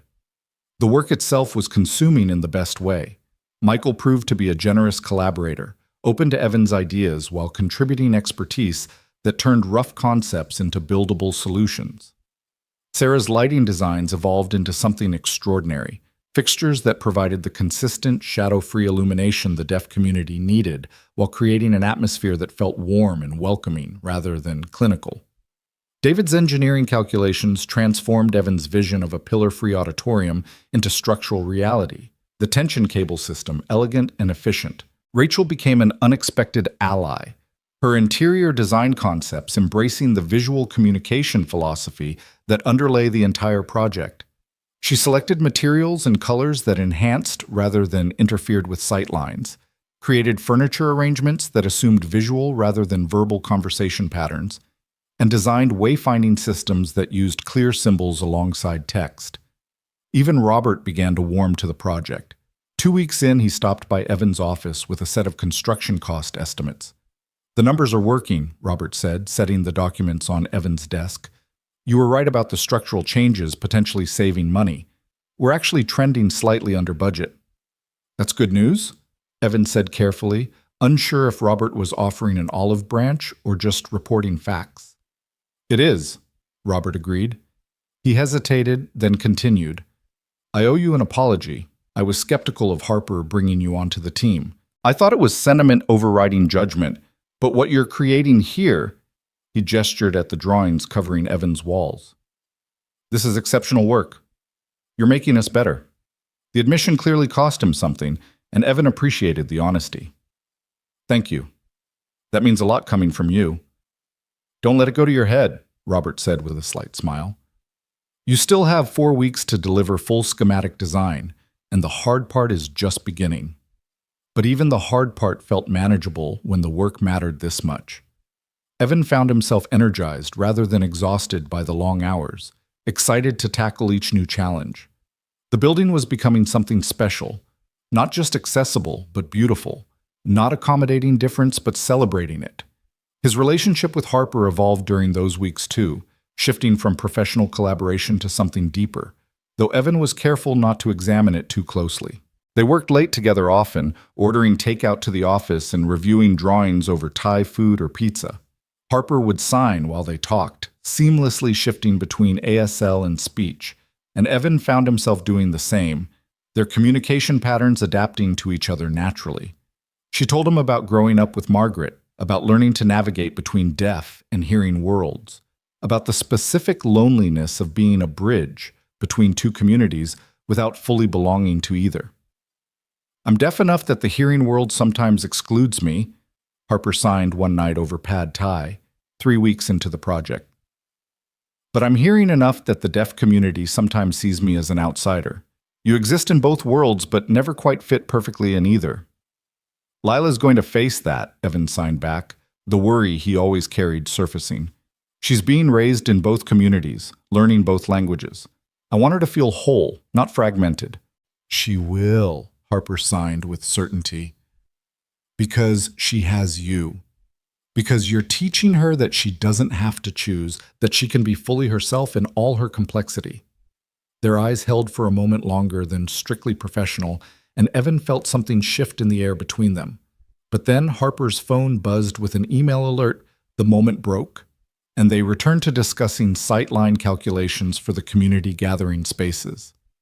Margaret visited the office regularly, officially to help with administrative tasks, but really to check on the project's progress. She'd review drawings with the careful attention of someone who understood intimately what would work and what wouldn't, offering insights that repeatedly proved invaluable. "This corner," she signed to Evan one afternoon, pointing to a transition space between the auditorium and the lobby. "People will gather here before and after events. They need to see both directions, back into the auditorium and forward to the exit. Right now, the sightlines are blocked." Evan studied the drawing and realized she was absolutely right. "How do we fix it?" Margaret thought for a moment, then sketched directly on the drawing, a curved wall instead of a straight one, a shift in the door placement, a small but significant change that opened up the visual field. "Like this," she signed. "Simple, but it matters." Evan incorporated her suggestion, and when Michael saw the revision, he immediately recognized its value. "Your unofficial consultant is better at this than some of our official ones," he told Evan with a grin. "She's been navigating these spaces her entire life," Evan said. "She's the real expert." As the weeks progressed, Evan found himself thinking more often about his future, about what came after this project. The consulting work was temporary. Harper had made that clear. But she'd also mentioned that if things went well, there might be opportunities for permanent positions. Evan tried not to hope too hard, tried not to let himself imagine a future where he worked at Wells and Avery full-time, where he designed meaningful projects alongside people who valued his perspective, where financial stability wasn't a constant source of anxiety. But the hope crept in anyway, especially during the moments when Harper would review his work with obvious pride, or when Margaret would squeeze his shoulder and sign her approval, or when Robert would grudgingly admit that Evan's solutions were better than the original designs. Lila was doing well despite Evan's increased travel, largely thanks to Mrs. Chen's patient support and the fact that Evan protected their Tuesday nights fiercely. No matter what was happening with the project, no matter what deadlines loomed, Tuesday evenings belonged to Lila. They'd make mac and cheese together. She'd tell him about school, and he'd show her drawings from the community center project. "When it's done, can we go see it?" Lila signed one Tuesday night in late December, studying a rendering of the completed building. "Absolutely," Evan signed back. "I want you to see what we're creating. It's going to be a place where people like you are welcomed, where the building itself speaks your language." "That's really cool, Dad," Lila signed, and the simple pride in her expression made every long hour worth it. By early January, with 1 week left before the deadline, the design was coming together beautifully. The team worked with focused intensity, everyone understanding that they were creating something exceptional. The auditorium with its revolutionary cable system and perfect sight lines, the community spaces with their visual corridors, the lighting that enhanced rather than interfered with communication, every element served the community thoughtfully. Harper scheduled the client presentation for January 12th, giving them a few days buffer to prepare after completing the schematic design. William Torres from the Hartford Center had assembled a committee of deaf and hard-of-hearing community leaders to review the design, and Evan felt the weight of their judgment like a physical thing. "What if they hate it?" he asked Harper the night before the presentation as they reviewed the final boards one last time. "They won't," Harper said with certainty. "You designed it with them, for them. You listened to what they needed and created solutions that honored their input. That's the opposite of what usually happens." "But what if we miss something? What if there's some obvious flaw that we're too close to see?" Harper set down the drawing she was holding and turned to face Evan fully. "We've done good work, really good work. And even if there are refinements needed, which there probably are because no design is perfect, we've created a foundation that actually serves this community. That's what matters." She was standing close enough that Evan could smell her perfume, something subtle and woodsy. Close enough that he could see the flecks of gold in her brown eyes. Close enough that the air between them felt charged with possibility. "Harper," he started, not entirely sure what he was going to say. His phone buzzed in his pocket, shattering the moment. It was Mrs. Chen. "Lila has a fever, not serious, but wanted you to know." The worry that never fully left him surged to the surface. "I should call," he said apologetically. "Of course," Harper said, stepping back, and Evan wondered if he'd imagined the disappointment that flickered across her face. He stepped into the hallway and called Mrs. Chen, who assured him Lila's fever was low grade, probably just a cold, nothing to panic about. But Evan's mind was already calculating. Could he leave early tomorrow, skip the morning prep session, be home by afternoon to take care of his daughter?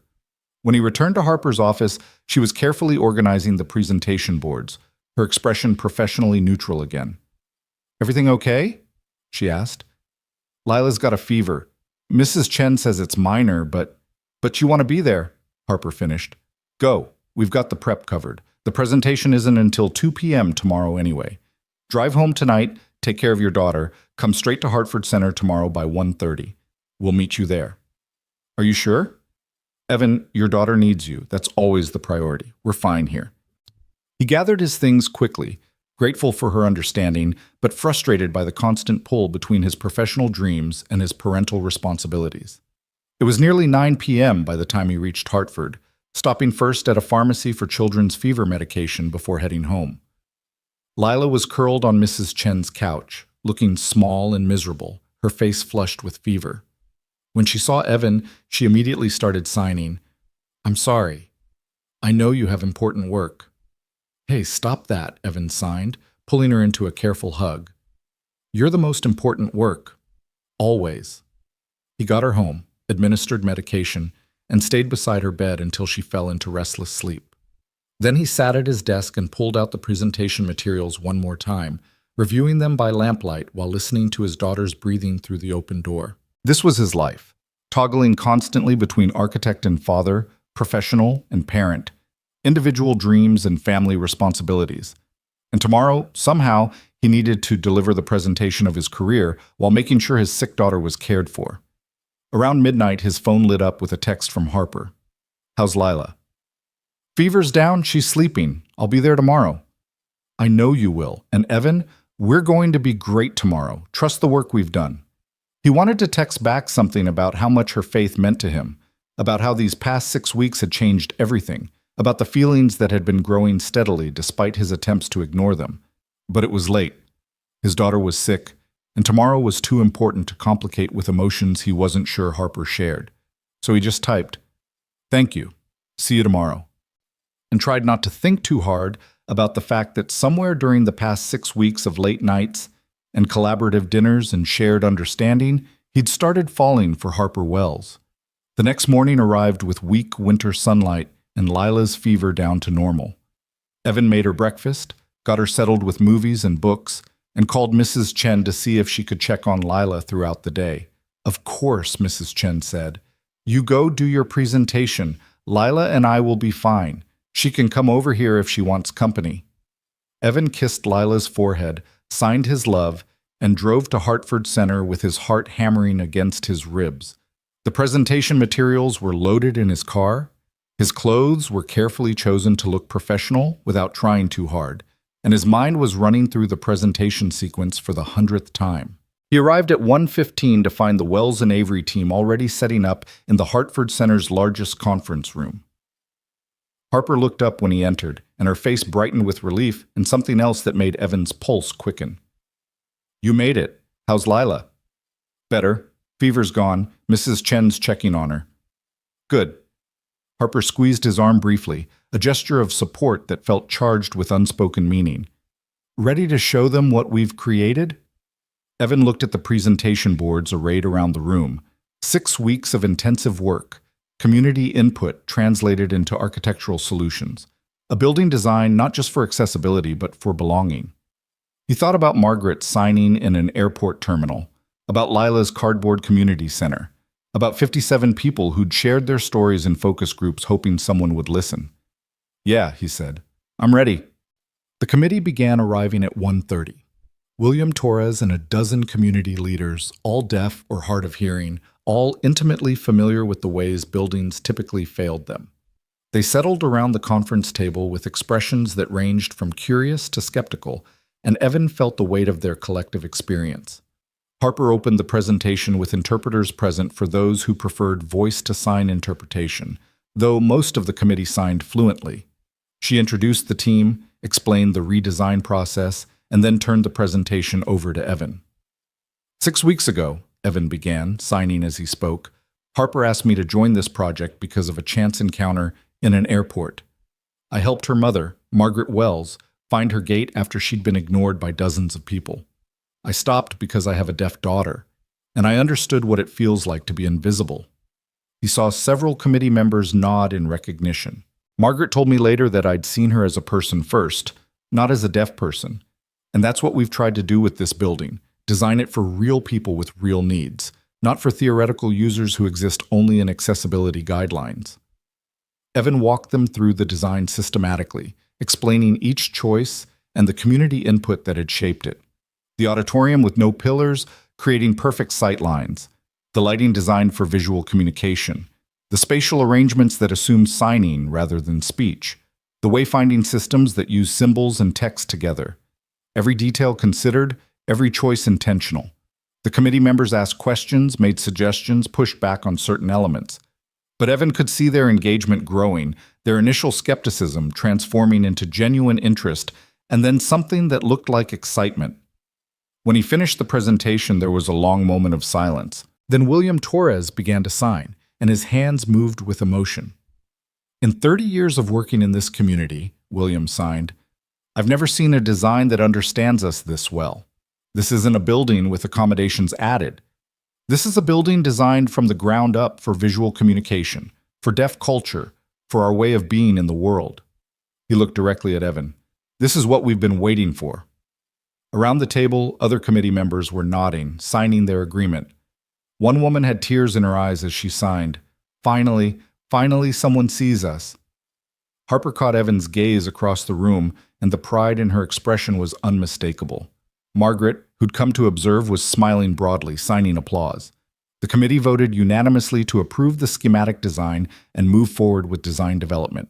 After the formal meeting ended, committee members crowded around Evan, asking questions, sharing stories, thanking him for creating something that honored their community. William pulled Evan aside as people were leaving. "This project is going to set a new standard," he signed. "Other communities are going to see this and demand the same level of thoughtfulness. You're changing the conversation about accessible design." "I just listened," Evan signed back. "The community told me what they needed. I just translated it into architecture." "That's what makes you perfect for this work," William signed. "You know how to listen." The drive back to Boston that evening felt different somehow, lighter, celebratory. Harper had insisted on Evan riding with her and Margaret, claiming they needed to debrief the presentation, but mostly they spent the drive laughing and replaying the committee's reactions. "Did you see Patricia's face when they started applauding?" Harper said, grinning. "She was crying." "Your lighting design made Sarah cry too," Evan said. "She told me after the meeting that she'd never felt so proud of her work." Margaret, sitting in the back seat, signed from between the front seats, "I'm proud of both of you. You made something beautiful together." The way she signed "together" felt pointed, and Evan saw Harper's cheeks color slightly. Back at the office, the team gathered for an impromptu celebration, champagne that someone pulled from somewhere, takeout from everyone's favorite restaurants, and the giddy relief of people who'd worked intensely toward a goal and achieved it. Robert raised his glass in a toast. "To Evan Carter, who proved me spectacularly wrong and made us all better architects in the process." "To the team," Evan countered. "I had ideas, but you all made them real." "To partnership," Harper said, and her eyes were on Evan when she said it. "To the magic that happens when the right people come together at the right time." They drank, and Michael launched into an enthusiastic analysis of the structural engineering that made David laugh, and Sarah pulled up photos she'd taken of the committee's reactions, and the celebration stretched into the evening. Around 9 o'clock, people started dispersing, heading home to families and lives outside the office. Evan checked his phone, a text from Mrs. Chen saying Lila was feeling much better and had beaten her at cards 3 times in a row. Relief flooded through him. He was gathering his things to leave when Harper appeared in his office doorway. "Got a minute?" she asked. "Of course." She came in and closed the door behind her, which felt significant. For a moment, she just looked at him, and Evan's heart started doing complicated things in his chest. "I wanted to say thank you," Harper finally said. "What you did today, what you've done over these past 6 weeks, it's been extraordinary. You took a good project and made it exceptional. You challenged us to think differently, to design better. And the committee's reaction," she paused, emotion flickering across her face. "That's why we do this work. That's what it's supposed to feel like." "It's been the most meaningful work of my career," Evan said honestly. "Thank you for taking a chance on me." "It wasn't a chance," Harper said. "It was certainty. My mother saw who you were in that airport, and she was right." She stepped closer. "Evan, I know your consulting agreement was only through schematic design, but I'm hoping you'll stay on for design development and construction documentation. I'm hoping—" She hesitated, then continued. "I'm hoping you'll consider joining Wells and Avery permanently, as senior accessibility consultant working across all our projects." Evan's breath caught. A permanent position, financial stability, meaningful work, everything he dreamed of and stopped letting himself dream. "Harper, that's incredible, but I have Lila and Hartford, and—" "We'll make it work," Harper interrupted. "Whatever schedule you need, whatever arrangement works for your daughter. Remote work some days, flexible hours, Hartford office space if that helps. We figure it out together because you're too valuable to lose." They were standing very close now, close enough that Evan could see Harper's pulse beating at her throat, could feel the warmth radiating from her skin. "There's something else," Harper said quietly, and now her voice had shifted to something more personal, more vulnerable. "These past 6 weeks, working with you, it's been professional, and it's been something more than professional. And I don't know if you feel it too, but I had to say something because I can't keep pretending it's just collaboration when—" Evan kissed her. He didn't plan it, didn't think about whether it was appropriate or professional or complicated.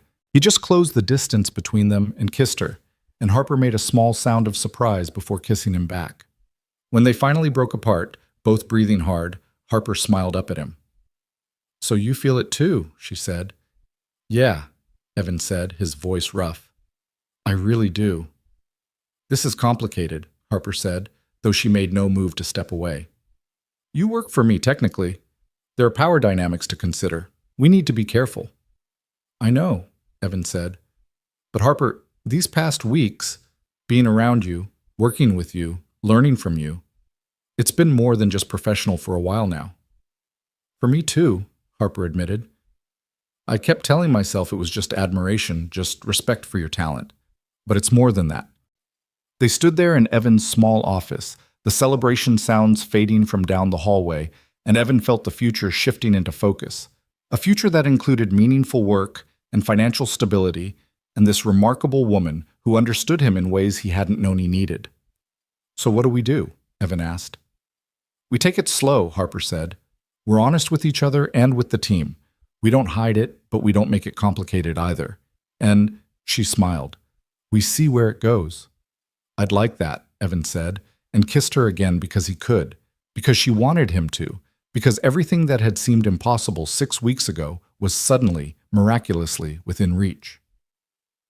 They left the office together that night, walking out into cold January air that felt like possibility. And Evan thought about how one choice in an airport terminal had led to this moment. How stopping to help a stranger had reshaped his entire life, had brought him to Harper and meaningful work, and a future that looked nothing like the struggle he'd been grinding through. Sometimes the smallest acts of compassion created the biggest changes. Sometimes choosing to see someone led to being seen yourself. And sometimes, just sometimes, the universe rewarded good hearts with more than they'd ever dared to dream. The drive home to Hartford that night took on a dreamlike quality. Evan's mind still replaying the kiss, Harper's words about a permanent position, the way everything he'd been carefully not hoping for had suddenly materialized in the space of a single evening. His phone sat in the cup holder, Harper's last text glowing on the screen. "Drive safe. We have so much to talk about tomorrow." Tomorrow. The word felt weighted with promise and complexity in equal measure. Evan needed to tell Lila, needed to figure out logistics, needed to understand what this shift from consultant to permanent employee would actually mean for their lives. But underneath the practical concerns ran a current of pure joy he couldn't quite contain. When he arrived home, Mrs. Chen was waiting with Lila, who'd fallen asleep on their couch. The elderly woman took one look at Evan's face and smiled knowingly. "Good news from the presentation?" she asked quietly, careful not to wake Lila. "Really good news," Evan said, and found himself telling her everything. The committee's enthusiastic approval, the permanent job offer, even the complicated, wonderful thing with Harper, though he kept that part vague. Mrs. Chen listened with the patience of someone who'd known him long enough to understand what this meant. "You deserve this, Evan. You've worked so hard for so long. And Lila," she glanced at the sleeping child. "She deserves to see her father happy and fulfilled, not just surviving." "I'm worried about how much I'll be traveling," Evan admitted, "about disrupting her routine, about asking too much of you." "We'll figure it out," Mrs. Chen said firmly, echoing Harper's words from earlier. "That's what families do. And Evan, you've spent 8 years making sure Lila has everything she needs. Maybe it's time to let yourself have what you need, too." He carried Lila home, tucked her into bed, and sat at his desk staring at his laptop without opening it. His old life, the struggle, the constant financial anxiety, the small projects that paid bills but didn't feed his soul, felt like it was already receding into the past. The future stretched ahead, full of possibility and also terrifying in its uncertainty. Evan pulled up his bank account, looking at the balance that had been causing him stress for months. The consulting fees from Wells and Avery had already helped, and a permanent salary would mean actual financial stability for the first time since Sarah left. It would mean being able to fix the car without panic, to buy Lila the hearing aids upgrade her audiologist recommended, to maybe even save for her college fund instead of just hoping he'd figure it out when the time came. But it also meant change, more time in Boston, less predictable schedules, navigating a relationship with his boss that was both thrilling and professionally complicated. It meant Lila adjusting to a new normal, Mrs. Chen taking on more responsibility, and Evan learning to balance being present for his daughter while pursuing work that mattered. He was still awake, thinking through logistics, when his phone buzzed with a video message from Harper. She was signing in the video, sitting in what looked like her home office, and Evan's heart did that complicated thing again just seeing her face. "I couldn't sleep," Harper signed. "Keep thinking about everything that happened today. The presentation, the committee's reaction, us." She paused, her expression softening. "I want you to know that the job offer stands regardless of what happens with the personal stuff. If you need to keep things professional, if the relationship piece is too complicated with Lila and logistics, I understand. The work comes first. You come first. I just needed to say that." Evan hit record on his own video response, signing back.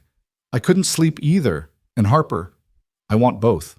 The job and the relationship and whatever complications come with it, we'll figure it out together." He sent the message and watched the 3 dots appear as Harper typed. Then another video came through. She was smiling now, that full, genuine smile that transformed her whole face.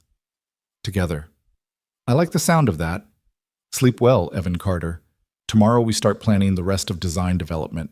And maybe dinner sometime, if you're free." "I'm free," he signed back, grinning at his phone like a teenager. "Good night, Harper."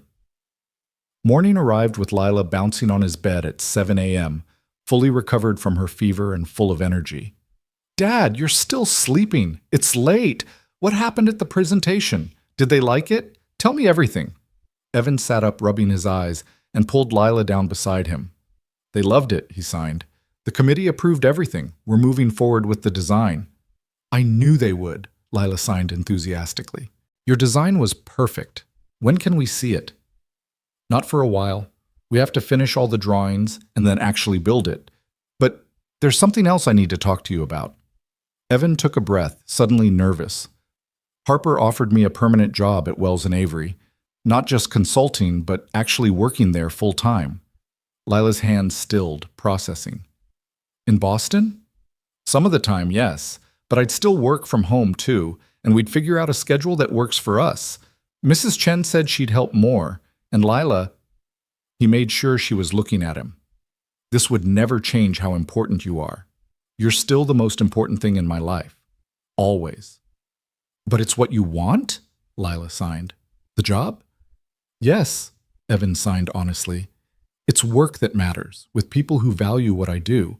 It's designing buildings that help communities like yours. It's the opportunity I never thought I'd have." Lila was quiet for a moment, and Evan could see her thinking hard, her face serious in that way 8-year-olds had when wrestling with big concepts. "Then you should do it," she finally signed. "You're always telling me that I can do anything, that being deaf doesn't limit me. So you can do anything too. And Dad..."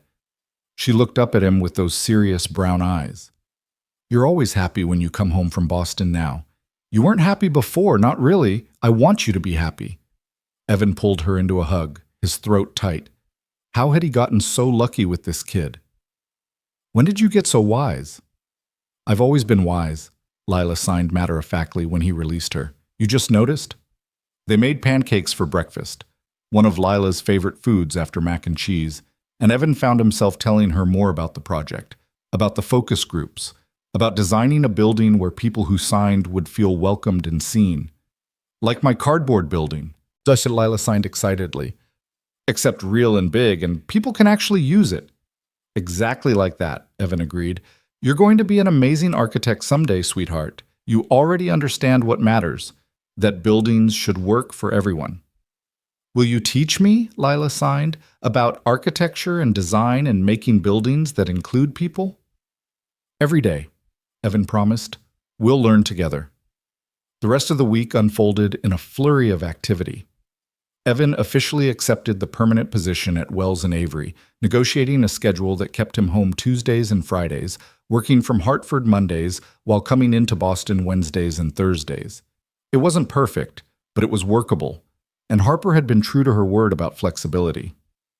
"Family comes first," she'd said when they finalized the arrangement. "The work will still be here. Lila needs her dad present, not just physically there, but actually engaged. We make this work for both of you, or we don't do it at all." The design development phase of the Hartford Community Center project stretched through winter and into early spring. Evan worked closely with the entire team, refining every detail, solving problems as they emerged, maintaining constant communication with the community members who'd participated in the focus groups. William Torres arranged monthly check-ins where committee members could review progress and provide feedback, ensuring the design stayed true to the community's needs, even as it evolved. Robert continued to surprise Evan with his transformation from skeptic to advocate. At a design review meeting in March, when a cost-cutting measure threatened to compromise the lighting design, Robert was the one who argued most forcefully for maintaining Sarah's specifications. "We don't cut corners on the elements that matter," Robert said firmly.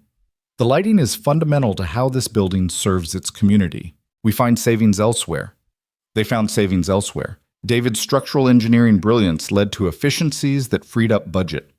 Rachel's interior material selections provided the visual clarity the space needed while actually coming in under original estimates. Michael's spatial planning created more usable square footage than the initial design, adding value without adding cost. The project worked because everyone was committed to making it work, to creating something that honored the community it would serve. Evan had never experienced collaboration like this, where ego took a backseat to purpose, where everyone's expertise was valued and integrated seamlessly. His relationship with Harper developed slowly, carefully, with the kind of thoughtful intention that came from two people who'd both learned the hard way that rushing led to mistakes. They went on actual dates. Dinner at a small Italian restaurant in the North End where Harper taught Evan how to properly twirl spaghetti. A museum visit where they argued good-naturedly about architectural styles. A concert where an interpreter signed the lyrics and Harper held Evan's hand in the darkness. They kept it professional at work, or tried to. But there were small tells that the team picked up on. The way Harper's face brightened when Evan entered a room, the way Evan's presentation skills improved dramatically when Harper was watching, the inside jokes and shared glances that suggested intimacy beyond collaboration. Margaret knew, of course. She'd known before either of them did, she claimed with a self-satisfied smile. "I saw it that first day," she signed to Evan during one of her office visits, "the way you two looked at each other. I told Harper she was going to fall for you." "What did she say?" Evan asked, curious. "She said I was being ridiculous and romantic," Margaret signed, her eyes twinkling. "But she was smiling when she said it. She wanted to fall for you, even if she didn't know it yet." Lila met Harper for the first time in April when Harper came to Hartford for a site visit, and Evan invited her to dinner at their apartment.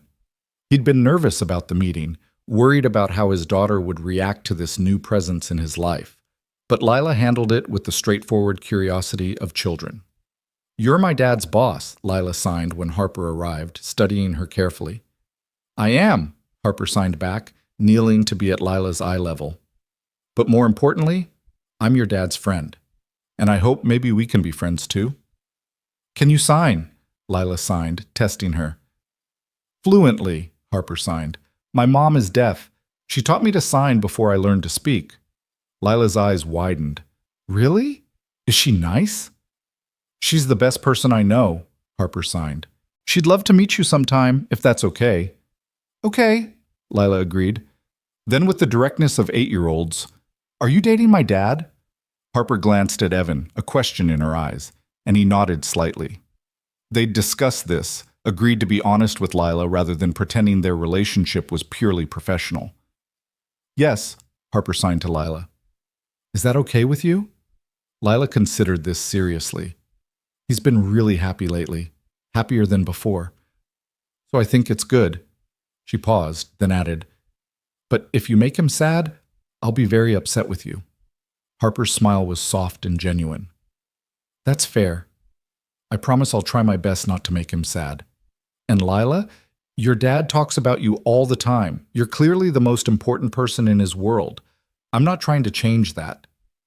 "Good," Lila signed, apparently satisfied. "Do you like mac and cheese? We're having mac and cheese for dinner." "I love mac and cheese," Harper signed, and just like that, they were friends. Dinner was easier than Evan had dared hope. Harper asked Lila about school, about her friends, about her cardboard architecture projects. She admired the elaborate structure currently occupying most of Lila's bedroom floor, and offered suggestions that Lila eagerly incorporated. She signed naturally, including Lila in every conversation, never talking about her or around her the way hearing people sometimes did. After dinner, while Evan was cleaning dishes, he watched through the kitchen doorway as Harper and Lila sat on the floor together, collaborating on reinforcing a cardboard wall that kept collapsing. They were signing animatedly, laughing, completely absorbed in the problem-solving. Harper said something that made Lila giggle, and Evan felt something tight in his chest release. This could work. This complicated, beautiful thing they were building. It could actually work. When Harper left that night, she kissed Evan goodnight on the doorstep, then signed where Lila could see from the window. "Your daughter is wonderful. Thank you for sharing her with me." "Thank you for seeing her," Evan signed back. "Really seeing her, not just being nice because you're dating her dad." "Impossible not to see her," Harper signed. "She's remarkable, like her father." May brought warming weather and the final stages of construction documentation for the Hartford Community Center. The drawings were complete, the specifications written, every detail documented with the precision required for contractors to actually build what they'd designed. The project went out for bid, and Evan held his breath while contractors reviewed the plans and submitted their proposals. The bids came in surprisingly competitive. The innovative structural system that had seemed risky in January proved efficient enough that multiple contractors bid confidently on the project. The lighting design that had seemed expensive proved cost-effective when viewed holistically. Every risk they'd taken, every unconventional choice, was validated by contractors who saw the plans and understood they were both buildable and beautiful. Construction was scheduled to begin in June, with completion targeted for fall of the following year. It seemed impossibly far away, and also too close, like time was both crawling and flying simultaneously. In early June, Evan drove Lila to the construction site on a Saturday morning. The groundbreaking ceremony had happened the week before, but this was their first chance to visit together. The site was still mostly empty land, stakes marking where walls would go, orange construction fencing marking boundaries. But standing there, Evan could see the building in his mind, the curved walls, the open gathering spaces, the auditorium with its revolutionary sightlines. "This is where the main entrance will be," Evan signed to Lila, walking her through the site. "And over here, the Children's Activity Center. You remember that design you made for the kids' play space? We incorporated elements from it." Lila's eyes went wide. "My design? Really? Really?" Evan confirmed. "The committee loved it. They said a child's perspective on what makes a welcoming space was exactly what we needed."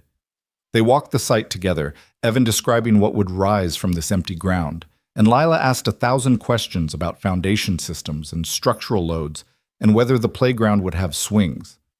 It was the kind of perfect mundane moment that Evan knew he'd remember forever. His daughter, his work, his future all coming together in this space that would serve communities for generations. Harper arrived about 20 minutes into their site visit, having promised to meet them there. With her was Margaret, who Lila had met twice now and adored completely. "The famous architect," Margaret signed enthusiastically when she saw Lila, pulling her into a hug. "Harper told me you helped design the children's space." "I made it out of cardboard," Lila signed, a little shy. "Dad made it real." "That's what good architects do," Margaret signed. "They take ideas and make them real. You're already a good architect." The four of them walked the site together, 2 generations of architects and the women who'd shaped their understanding of what design should be. Margaret told stories about navigating inaccessible buildings throughout her life, and Lila listened with the intense focus of someone learning important truths. "When I was your age," Margaret signed to Lila, "most buildings didn't even try to include deaf people. We were expected to just manage, to fit ourselves into spaces designed for hearing people. But you're growing up in a world where people like your dad and Harper are designing buildings that work for everyone. That's progress." "But it's not done yet," Lila signed back, surprisingly insightful. "Dad says there are still lots of buildings that don't work for deaf people." "You're right," Margaret signed, "which is why we need architects like you and your dad to keep designing better buildings. The work is never finished." They left the site and went to lunch together. The four of them crowded into a booth at a local diner where the waitress knew enough sign language to take their order directly from Margaret and Lila without asking Evan or Harper to interpret. It was a small thing, but it mattered. Another sign that the world was slowly, incrementally, becoming more inclusive. Over burgers and fries, Harper's phone buzzed with an email that made her expression shift to excitement. She read it quickly, then looked up at Evan with barely contained energy. "That was the mayor's office," she said, signing along. "They saw the renderings for Hartford Community Center and want to meet about a potential project, redesigning City Hall to be fully accessible. They specifically asked if you'd be involved." Evan felt that now familiar surge of possibility mixed with disbelief. "They asked for me specifically." "You're making a name for yourself," Harper said, her pride evident. "Word is spreading about the work you're doing. This is just the beginning, Evan." Margaret was beaming. "I told you," she signed. "Good hearts get rewarded. Sometimes it takes time, but it happens." Lila was watching all of this with interest, her young mind clearly working through implications. "Dad, does this mean more buildings?" "Maybe," Evan signed. "If we do the City Hall project well, other cities might want similar work. We could help make lots of buildings more accessible." "Good," Lila signed decisively. "That's important work. You should do it." The summer passed in a blur of activity. Construction on the Hartford Community Center progressed steadily, and Evan made regular site visits to ensure the contractors understood the nuances of the design. The City Hall project moved forward, expanding Evan's role at Wells and Avery from consultant to full team member with multiple projects under his oversight. His relationship with Harper deepened with the easy comfort of people who fit together naturally. She'd stay over sometimes at his Hartford apartment, and they'd make breakfast together while Lila did homework at the kitchen table, the three of them developing routines that felt remarkably like family. Other times, Evan would stay at Harper's Boston condo, the two of them working late into the night on different projects, occasionally looking up to share ideas or simply exist in companionable silence. They made it official at the firm in August, announcing their relationship to avoid any perception of secrecy. The reaction was overwhelmingly positive. The team had suspected for months anyway, and most people seemed to think it made sense that two people who collaborated so well professionally would find connection personally too. Robert pulled Evan aside after the announcement with a wry smile. "I should have seen this coming, the way you two worked together." He shook his head. "Just don't let it compromise the work. That's all I ask." "It won't," Evan promised. "The work is too important." "I know," Robert said. "That's why I'm not worried." Fall arrived with crisp air and the Hartford Community Center's structure beginning to rise from the ground. The foundation was complete, the framing underway, and Evan could finally see in physical form what had existed only in drawings for so long.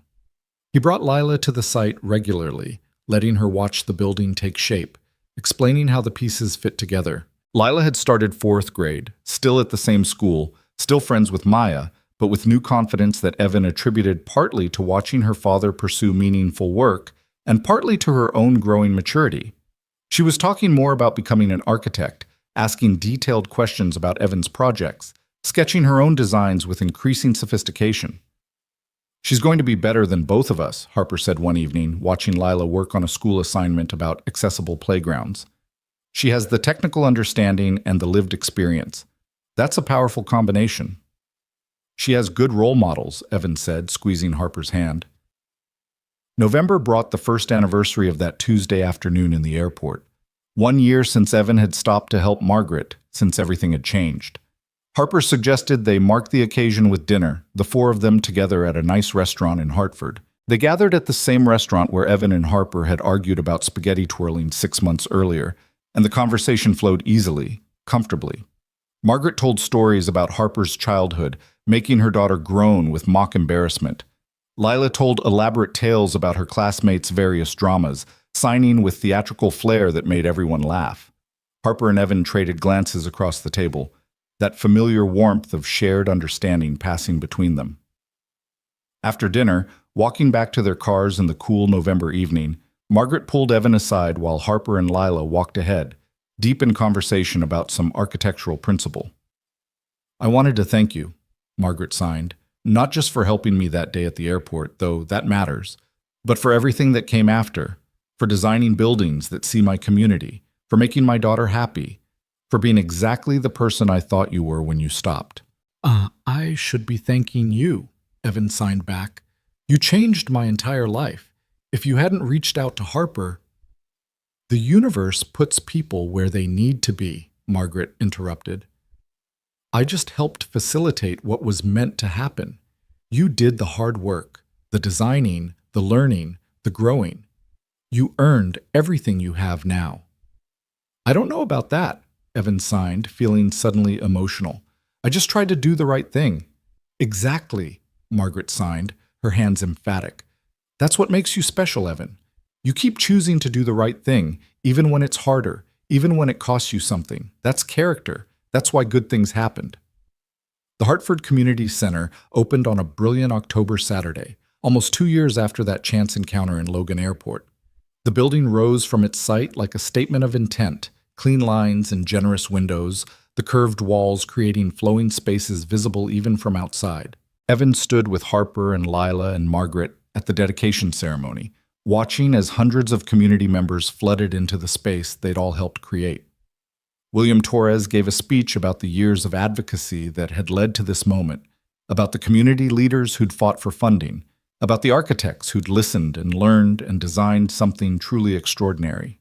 When he introduced Evan, asking him to say a few words, Evan felt the full weight of what they'd accomplished. He stepped to the podium with an interpreter beside him, signing as he spoke so the entire audience could understand. 2 years ago, Evan began, I was running through an airport trying to catch a flight home to my daughter. I was stressed, exhausted, focused only on my own problems. And then I saw an elderly woman signing desperately for help, and I had a choice, keep walking or stop. He paused, finding Margaret in the crowd. I stopped, and that choice changed everything. The audience was completely silent, attentive. Margaret Wells told me later that I'd seen her, really seen her. Not as a deaf person, but as a person who happened to be deaf and needed help. That's what we tried to do with this building. We didn't design for theoretical deaf users. We designed for real people with real needs, real dreams, real ways of moving through the world. We centered visual communication instead of treating it as an accommodation. We made beauty and function inseparable. He gestured to the building around them. This space works because we listened. Because 57 members of the deaf and hard of hearing community shared their experiences and frustrations and hopes. Because a brilliant team of architects and engineers and designers used their expertise to translate those insights into reality. Because everyone involved believed that inclusion wasn't a feature to add, but a foundation to build from. Evan looked at Lila, sitting in the front row between Harper and Margaret, signing enthusiastically even though she was too young to really understand everything. My daughter is 8 years old and profoundly deaf, Evan continued. She's growing up in a world that doesn't always see her, doesn't always accommodate her, doesn't always understand that being deaf isn't a deficit, but a difference. I want her to grow up knowing that spaces can be designed for her, that buildings can speak her language, that she belongs everywhere. His voice caught slightly. This building is for her and for everyone like her. It's a promise that we can do better, design better, be better. The audience erupted in applause, hands raised and waving in the deaf applause that filled the space with silent celebration. Evan saw tears on many faces, saw people signing to each other with emotion, saw the community claiming this space as their own. After the formal ceremony, Evan walked through the building with Harper and Lila, watching as people explored every corner. The auditorium, with its perfect sightlines, was already hosting a performance, ASL poetry filling the space with flowing hands and expressive faces. The community gathering areas were crowded with people signing and laughing and connecting. The children's space, incorporating Lila's design elements, was full of kids running and playing in an environment designed to work for them. It's perfect, Lila signed, looking around with wide eyes. Everyone looks happy. They look like they belong, Evan signed back. That's what we wanted, for people to feel like this space was made for them, not despite them. Harper slipped her hand into Evan's, and he squeezed back, both of them watching the community fill the space they'd created together. Margaret appeared beside them, her face wet with tears. Thank you, she signed simply, for seeing me that day, for seeing all of us. Thank you for giving me the chance to try, Evan signed back. That evening, after the dedication, after the celebrations, After Lila had finally crashed from exhaustion and been put to bed, Evan and Harper sat on his apartment's small balcony, watching Hartford's lights twinkle in the darkness. "We did something good today," Harper said quietly. "We did something necessary," Evan corrected. "There should be hundreds of buildings like this, thousands." "So we make more," Harper said simply. "The City Hall project, and then others. We build a practice around inclusive design. We train other architects. We change the standard." She turned to look at him.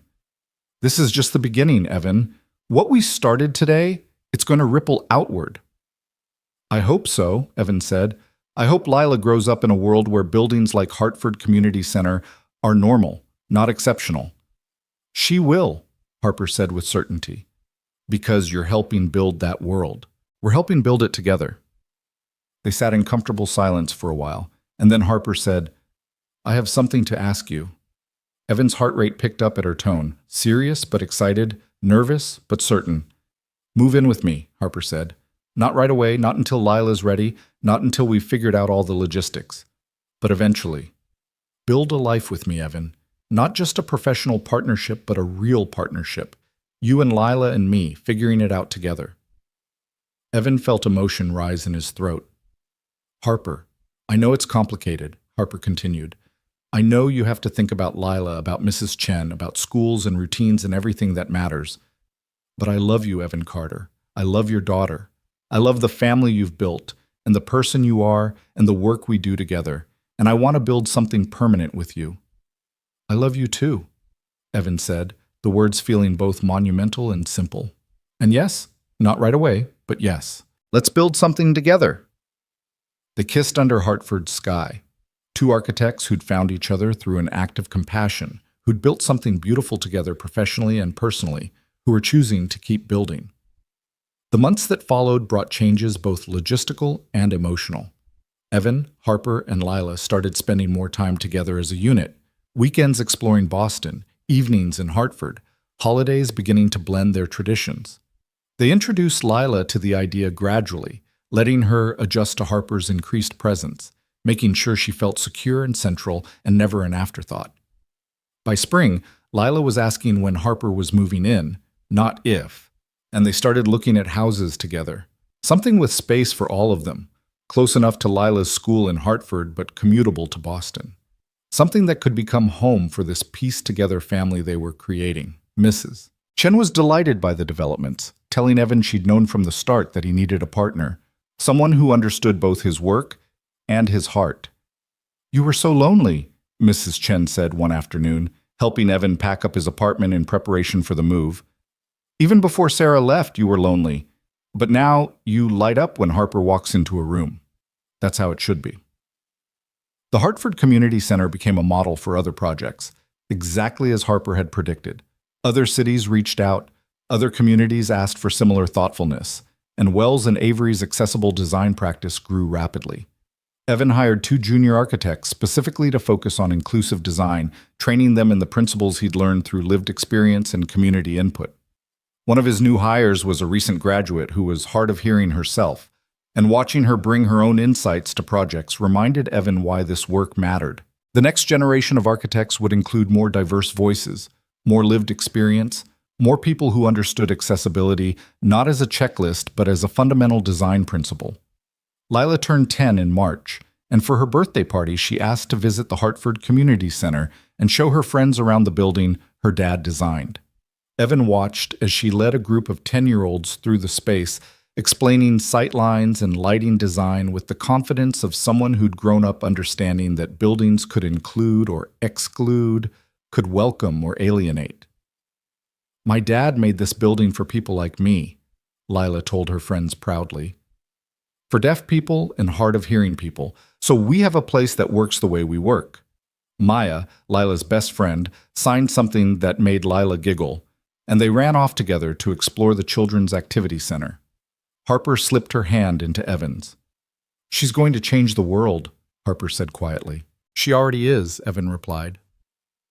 In May, exactly 3 years after that Tuesday afternoon in the airport, Evan and Harper got married in a small ceremony at the Hartford Community Center, surrounded by the community they'd served and the colleagues who'd helped make their vision real. Margaret stood beside Harper, signing the ceremony for guests, her face radiant with joy. Lila was the flower girl, taking her role seriously and scattering petals with the focus of an architect executing a detailed plan.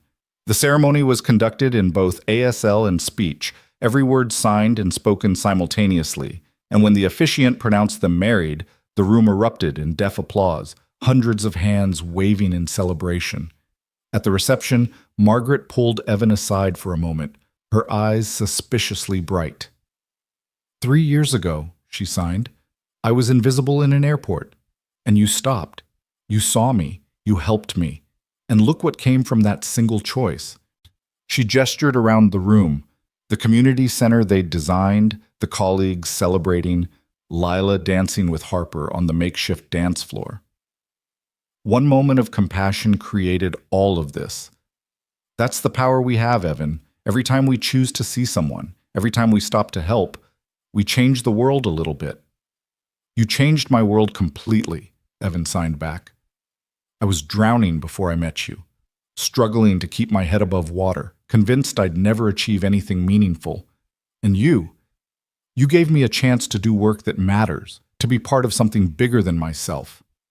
No, Margaret signed firmly. You gave yourself that chance. You made the choice to stop, to help, to see. I just recognized what you already were, a person with a good heart and the courage to act on it. Everything else you earned.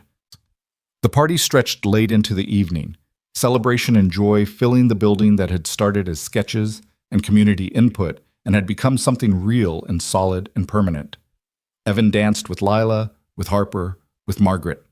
He talked with community members who shared stories about how the building had changed their lives, about programs offered here, about connections made in these thoughtfully designed spaces.